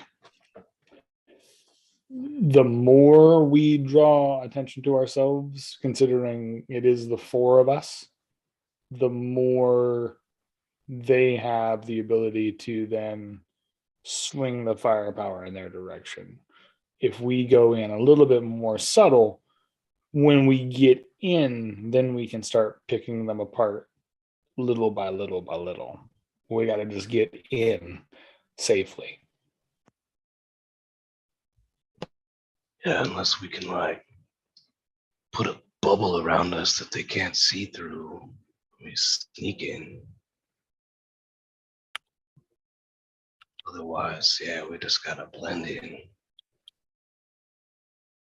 I mean, there are reasons for cloaking devices. I don't see why we wouldn't be able to put a cloaker on the ship.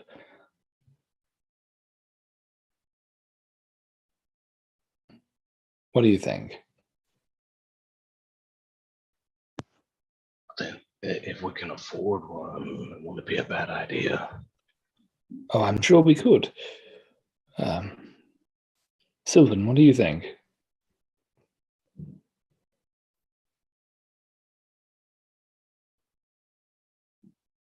I mean, we can afford it. Mm-hmm. Should we go in quiet, or should we just pretend to be a normal traveling ship?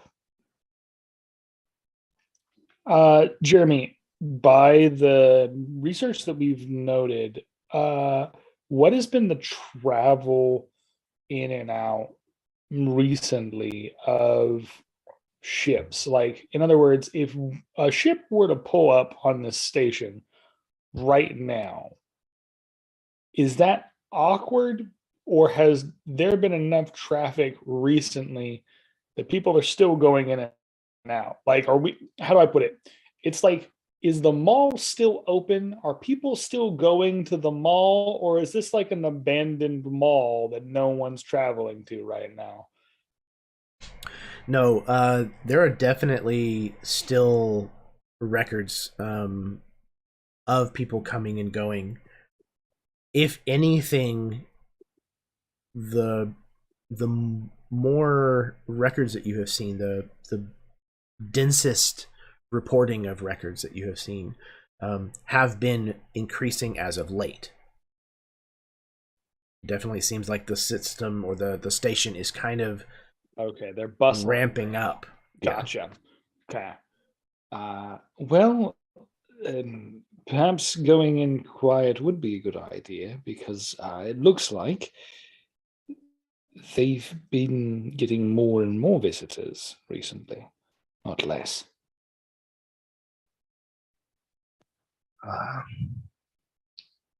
Maybe we could even, with a stealth device that you called it or whatever, maybe we could create a distraction and go in, make a diversion at one end and go in another. That's a good plan.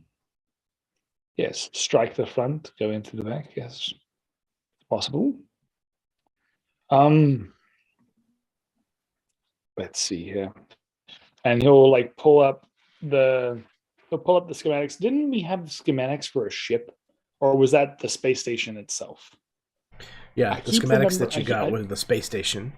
Just for the space station. Mm-hmm. I was wondering if they had like schematics for one of the ships on there. No, because the ships kind of run the gamut as far as, like the design and the maker and the model of what it might be. Gotcha. Okay. Perfect. Mm-hmm. Perfect.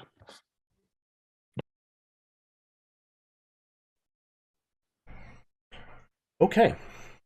So, is a cloaking device something that you want to have featured on the Ajax? Sounds like a bad idea at all to me. Yeah, might as well. Okay. May not use it, but What if we cloaked and then like either had another dummy ship or planted something on another ship while we're cloaked. So when it goes in, that's the distraction. And then now they're coming down to wherever that docking bay is, and then we go in stealthily into the other one.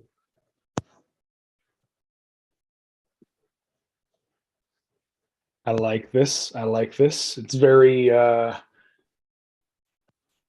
very like Phantom or very Ghost and Phantom-esque, where like there's two ships that are like attached to each other and then they can detach. That's pretty cool. One of Yeah. the things that you had mentioned wanting, I think it was actually you, Chad, Mhm. Ulysses' player, Mhm, mhm. was to include escape pods. Yes, whatever ship just you in were on. case. But since if we had a cloaker, that would be like efficient, because then we could cloak ourselves out. You know what I mean? Like, Mhm. I was thinking escape pods because let's say let's say that we get boarded or we're trying to escape and we need to get out of that. I thought having escape pods on the ship itself would be efficient. Right, absolutely.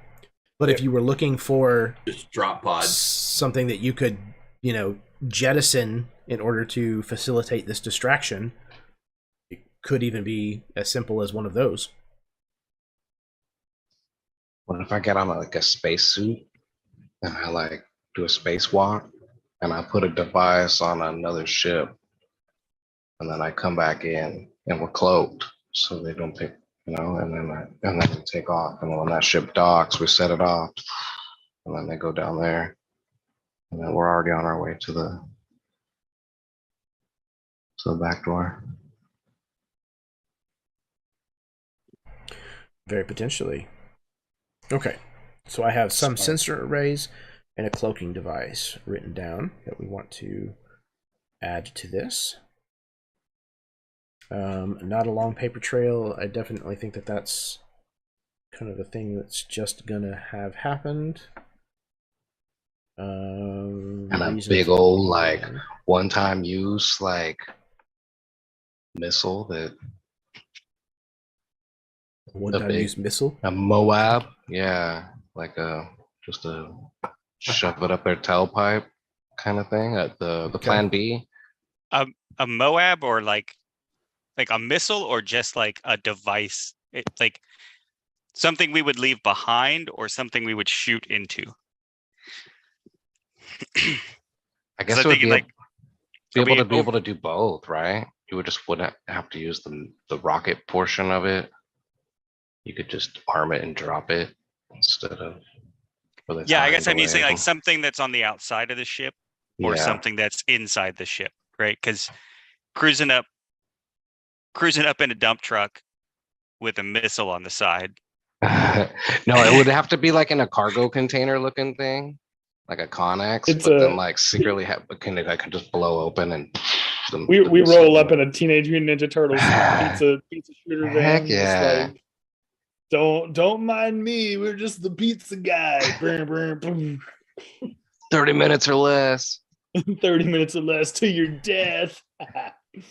Yeah. Okay. In character wise, Kahiti's just polishing the giant thing of Dragoon armor, which, just for clarification's sake, I don't know that it makes me a size larger, but I am treated a size larger in almost everything I do. So I'm going to just say for flavor, it's probably not small. And no, I don't. Has a giant red V painted on it now down the center of it. And, as you guys, like, I'm just sort of like completely oblivious as you guys are like, we want to stay low profile. We want to stay calm. He's just got like to put it bluntly, there's no way I'm going to be like blending in a giant suit of full-on armor There's necessarily, Mr. right? Disco Handy there. So Yeah. He's going full mech suit as we drop in. Mm-hmm. Yeah. So like, Great. you know, he's just like, you know, if I need to hold back, it's fine. Or like when you said distraction, I think like I turned around and like, ooh, distraction. Like I can, yeah. Yeah. Like, Yeah, you know. that's I think another thing that I think that would be useful, also, I think another thing that would be useful for us is we got shields, we got a cloaker, we got all these things. One of the things that I would like to have in case they do launch out their own warships against us in the interim is to have some form of onboard weaponry, but like subtle, you know, like things that like if we hit a button, it would like flip the cannons out kind of thing, right? Like they're hidden until they absolutely need to be shown. Right.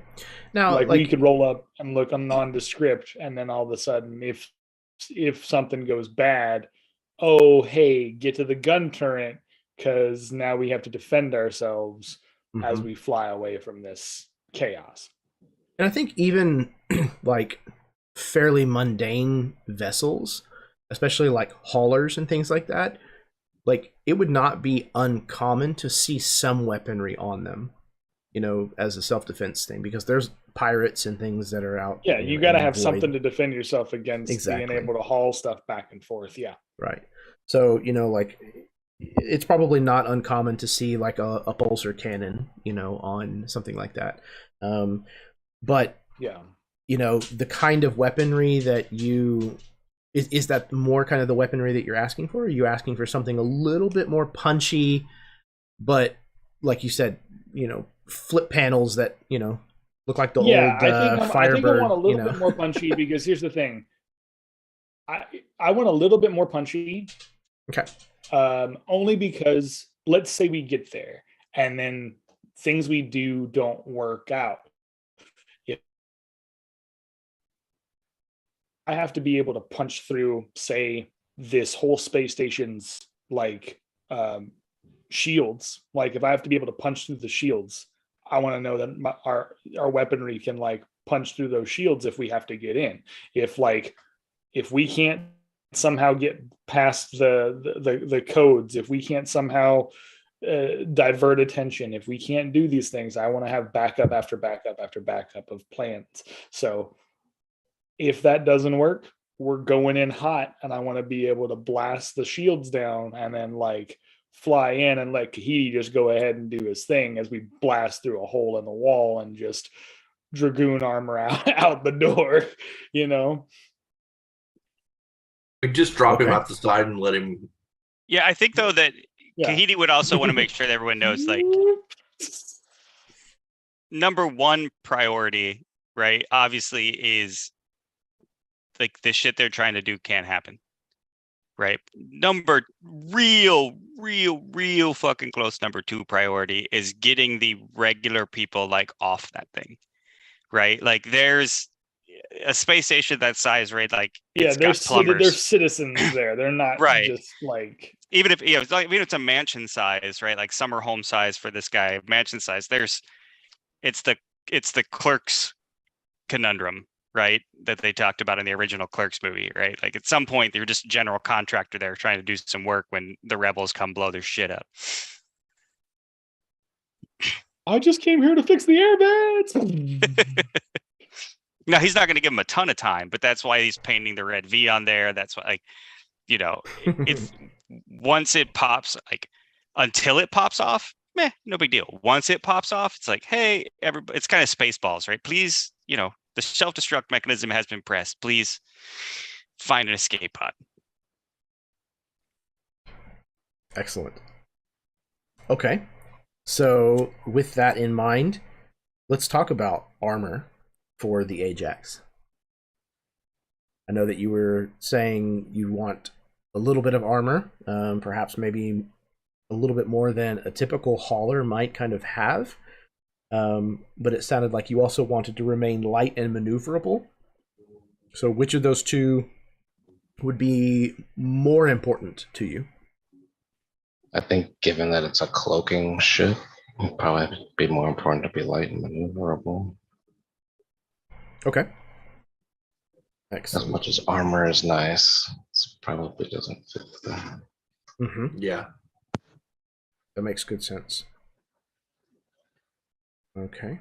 Or some... Okay, cool. Or stealth. Cool. All right. Let's see. Okay.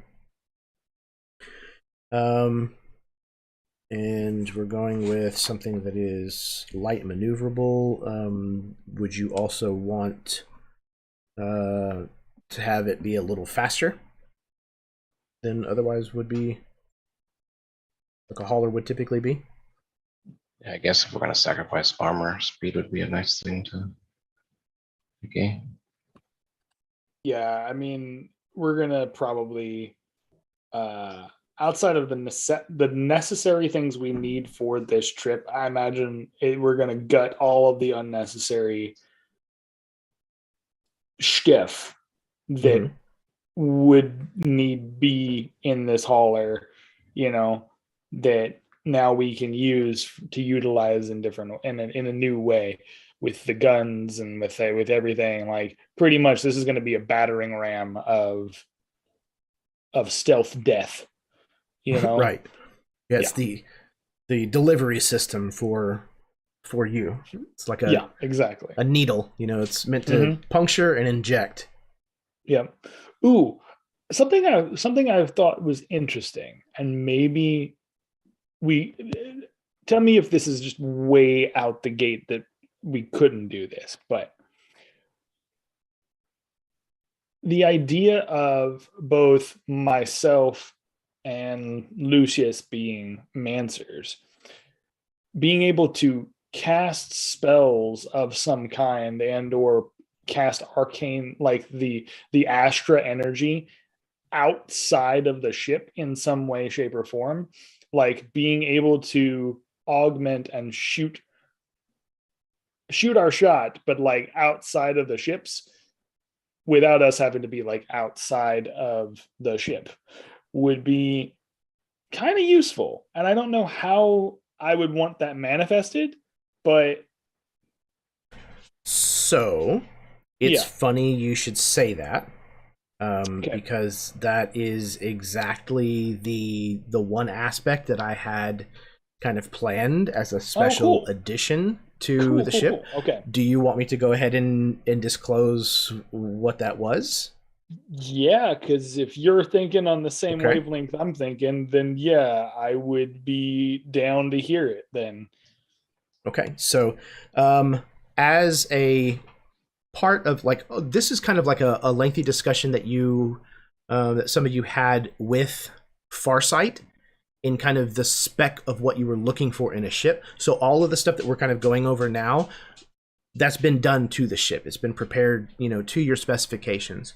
But there's a little bit of a surprise that Farsight includes, and it's going to be this canister that you're going to keep on board, and that whenever you're ready to use it, you can activate it. So what this is called the Wand system. It stands for Weaponized Astra Neural Database.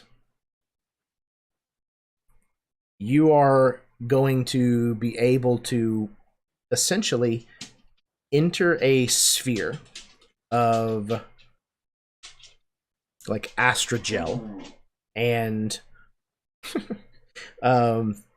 is that sphere, you're going to almost like enter like a Yeah, kind of like westward goo, or almost like stepping into a gelatinous cube on purpose. Back to tank. Yeah, or almost like that scene from The Abyss, where they're kind of having to take in liquid oxygen, to be able to go through different pressure, essentially. Just like a human-sized tank. Yes. Yeah, so Got it's like one squig in it now. It's like he's like, bloop. So yeah, it'll be like a like a 7 foot, 8 foot like diameter sphere, and that actually gets pushed out to the outside of the ship and is tethered to the ship by an astronet held in place. And the only way that this gel functions is if it is in sight of the Harbinger itself. That's what it gains its power from.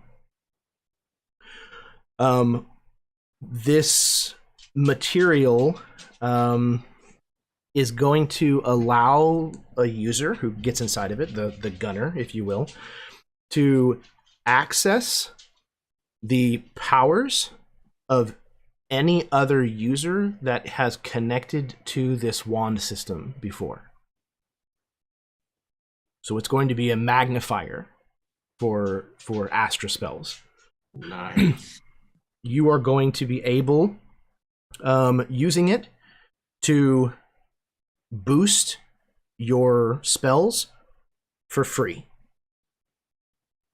as many times as you want. The caveat is that every single time you use it, you're going to have to roll on the Astra chart. The more boosts that you apply to that particular spell, the higher chart you're going to have to roll on. Okay? So, that was the idea that I had, that I was really kind of looking forward to pick a fight with you. To pick a fight with you so that I could see that in practice. So, yes, you can have some. That's flipping cool. Guns. That's super way cool. cooler than what I mentally had in mind. So I'm down. Yes. On that for our group, sort of to know what's going on with that and make sure everybody gets their input. Like that seems like then for this ship that we've built, there's the 2 gunner positions, a pilot position, and then a support position, essentially, right? I realize that people can do multiple things, but the options in that aspect. Yeah, so there will be the normal, like you said, the what are they called? Pulsar cannons that are visible on the ship and things like that can be operated. There will be the wand system. There will be the helm, and then there will be the support, which I think does like shields and it's like boost shields, boost the reactor kind of thing. And so right. Kahiti's aspect of it, right, is like, obviously, and I'm not a caster, right? I'm no pilot, right? So I think Kahiti's totally fine doing the support role, like the work in the engine room aspect of this. If anybody else has a core thing where they like, I want to go cast a bunch of shit, I want to fly, I want to do whatever. Or if we want to try to hire crew in to cover one because people aren't down to be the pilot, we could probably hire a pilot if we had to, right? Yeah, Pilot. I can shoot. I can cast spells. The spell thing seems pretty good for him because he has a lot of things where his fade limit is like lessened, limit enhancement and stuff like that. I can boost Same. once for free, different things like that. So Yeah. Otherwise, I think we both have piloting sponsors as well. Okay, yeah, and I think it's kind of one of those situations where, like, if the circumstances demand it, you can certainly shift between, positions. It would just take your turn to do so or whatnot. Yeah, it's the Han Solo going from flying the Millennium Falcon to Exactly. going to the gunner seat and going back. Yeah. I assume though that we always probably have to have a pilot, right? Or well, we don't always have Well- to. There might just be consequences if we don't, right? We can't take maneuvering, we can't stop. Yeah, so all of the ships have a Spectre on board, which is kind of like a integrated AI, and you could set it to autopilot. And basically, what that would probably do is just instead of there being like a roll made for whatever checks are necessary for piloting, it'll just be like a static number. And if it's if somebody who's opposed to it rolls well, it might not be so good, but Cool. Okay. Awesome. Well, then I think we're probably going to call it there for the evening then. It'll give us a little bit of a chance for if anything else comes up, like anybody thinks of anything else cool that they want to try to add to the ship, that it gives us kind of the chance to be able to do that before we take off, and I can get the stats kind of ironed out for next time. And yeah. I think we need to paint it black with a big old skull. Perfect. Yeah. Can I get me some flames on this sumbitch? Mud flaps with the trucker girls on it. Yeah. Yeah, exactly. I need a full on metal. The full on Chrome. sacks. No, Oh, just like yeah. right between the Chicken nuts. please. Truck Yeah. nuts. Perfect. Oh, Truck nuts. I just got back from Absolutely visiting perfect. family that's too close to home. I live in Texas, so I feel you. I see that every day. Driving the freeways of Houston, absolutely. You got Every cop Big- car. No. big dually trucks with the truck nuts on them, or the Hell yeah. Cadillacs that have the chariot wheels hubcaps that stick out like 3 Yeah. feet, Yeah, the ones that Dumped look out, like yeah. when they drive next to you, they're gonna try to pop your tire. shred your tire. Like, come Yeah. on, man. it's Mad Even Max. even the fifth spare tire on the back has one. They got the hydraulics. They're like bouncing up and down. What's up, man? How you doing? You don't see a lot of that on the freeway, thankfully. Bouncing up and down on the freeway, going 60. That's LA because the freeway only does 10. So it's just Right. like That's where I live. Awesome. I've driven there enough to not like driving there. Yeah. Okay.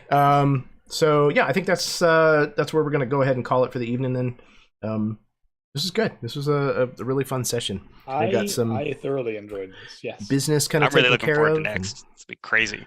Yeah. I'm eager to kind of peel back the layers of how void ship combat is supposed to work in Harbinger, and then kind of really get my hands dirty by messing around with them and seeing what I can make them do. So Right. Jeremy, I'm gonna need to Yes, talk sir. with you. I Certainly. mean, obviously, we can do this. We could do this now, or we could do this off screen. We'll probably do it. But the arcane cannon Mhm. is kind of ridiculous. Not that it would be OP, because I know you're going to throw a lot of stuff at us, but it's got things obviously that are not Astra. So right.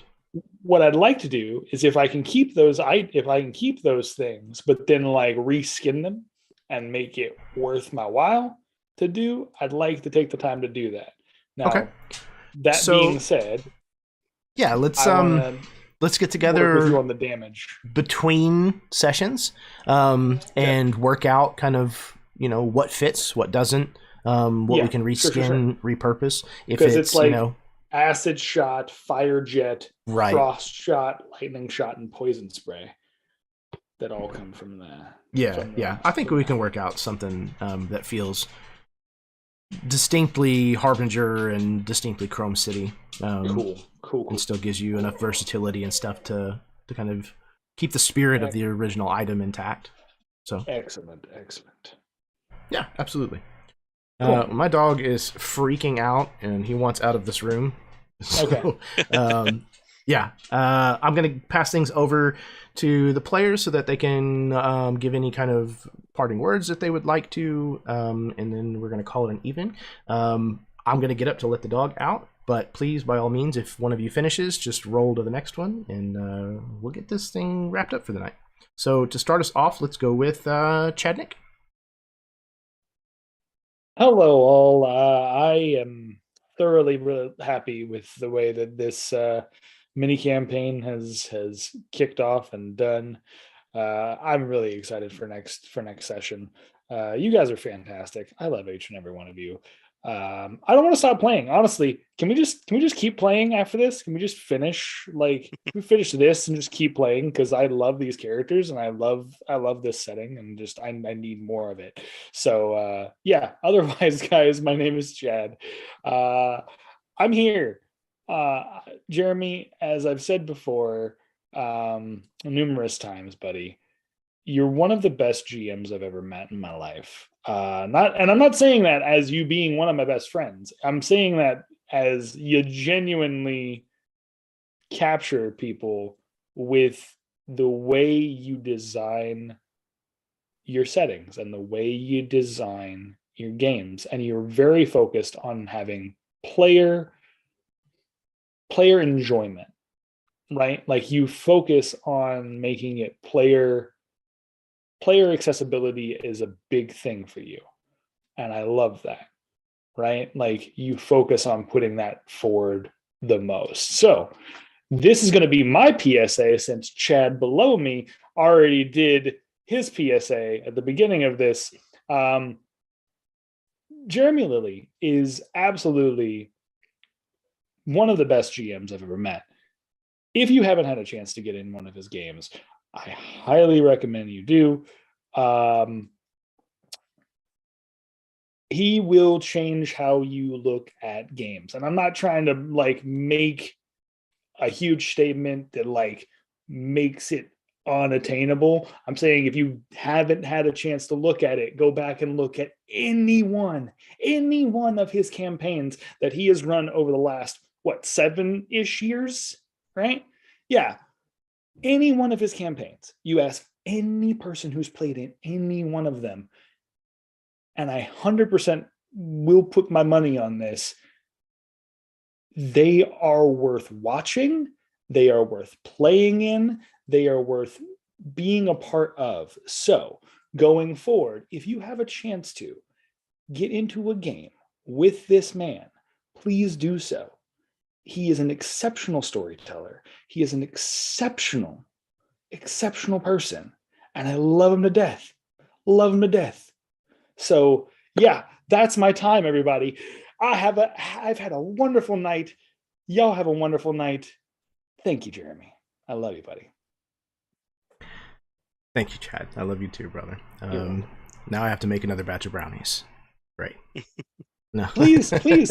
That's wonderful. Please send all the brownies that you possibly You don't can. want brownies that I've made. I promise. I have no idea what I'm doing. Okay, well then is Jamie making them? Like, because she if might. that's the case, She's a damn good cook. Yeah, I'll take them. That's fine. Dude. Yeah, we're going out of town this weekend. She's making banana pudding brownies for us, and I am so ecstatic. I will drive to Texas right now Please to get those. Okay? Please do. Just so you know, it's like a 45-hour drive, but I'm gonna reschedule my weekend. Everything. Oh well, we're starting right now. I'm not gonna go to work on Thursday and Friday. Yeah, man. I'm super thrilled that you agreed to play in this game, and with the character that you brought with Ulysses, and all the material that you've given me to work from.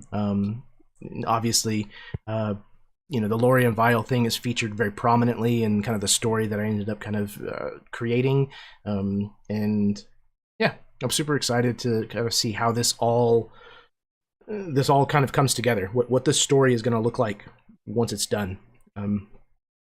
So yeah, I'm super thrilled. Next we have Chad the Second, Chad Jr. I'm not that much younger than him. Sorry. We're pretty close in the same age, actually. But thank you very much for all of your time. It's been a pleasure. For those of you who've watched any of this, this is your 101 on how to get your DM to turn a trilogy into a saga. So yeah, if you haven't figured that out, this is how to do it. You just like stall and just like, yeah, like try to give him something, that to you got to appease your DM too, you got to keep your DM happy too, if you don't know that as a player. Jeremy does a great job of keeping us happy, but yeah, I got a 2 ab tab again. If somehow you haven't found Absolute Tabletop, please check out Facebook. You'll probably have to get like an invite if you do the Discord thing, but you can find them all over. And you can get into games like this or run your own and do like Jeremy has and cultivate your own community in a sense as well, in his own games. And I've had the pleasure of obviously Chad. We've played together. I've DM'd for him, and then now I've gotten to meet Glenn and Todd. And you can get to these amazing experiences and have some great times and play some great games and kind of like make your own movie kind of thing. So anyways, that's enough from me. Thank you guys. Take care. Stay blessed. Until next time. Yeah, man, absolutely. Again, thank you. And I can't second the message strongly enough. Absolute Tabletop was an amazing thing to find. Even several years ago, it was a huge boon to be able to kind of find it. It was a little bit of an oasis in the desert of the internet, filled with exceptionally kind and supportive and creative gamers who are very passionate about this hobby and are just fantastic people. I've been very fortunate to have the chance to get the chance to not only get to know them better as people, but also have the chance to roll dice with them, with a lot of them. And yeah, I consider myself very, very lucky to have that in my life. So yeah, always happy to be connecting with new gamers and having the chance to play with them and get to know some people, meet some friends from around the world.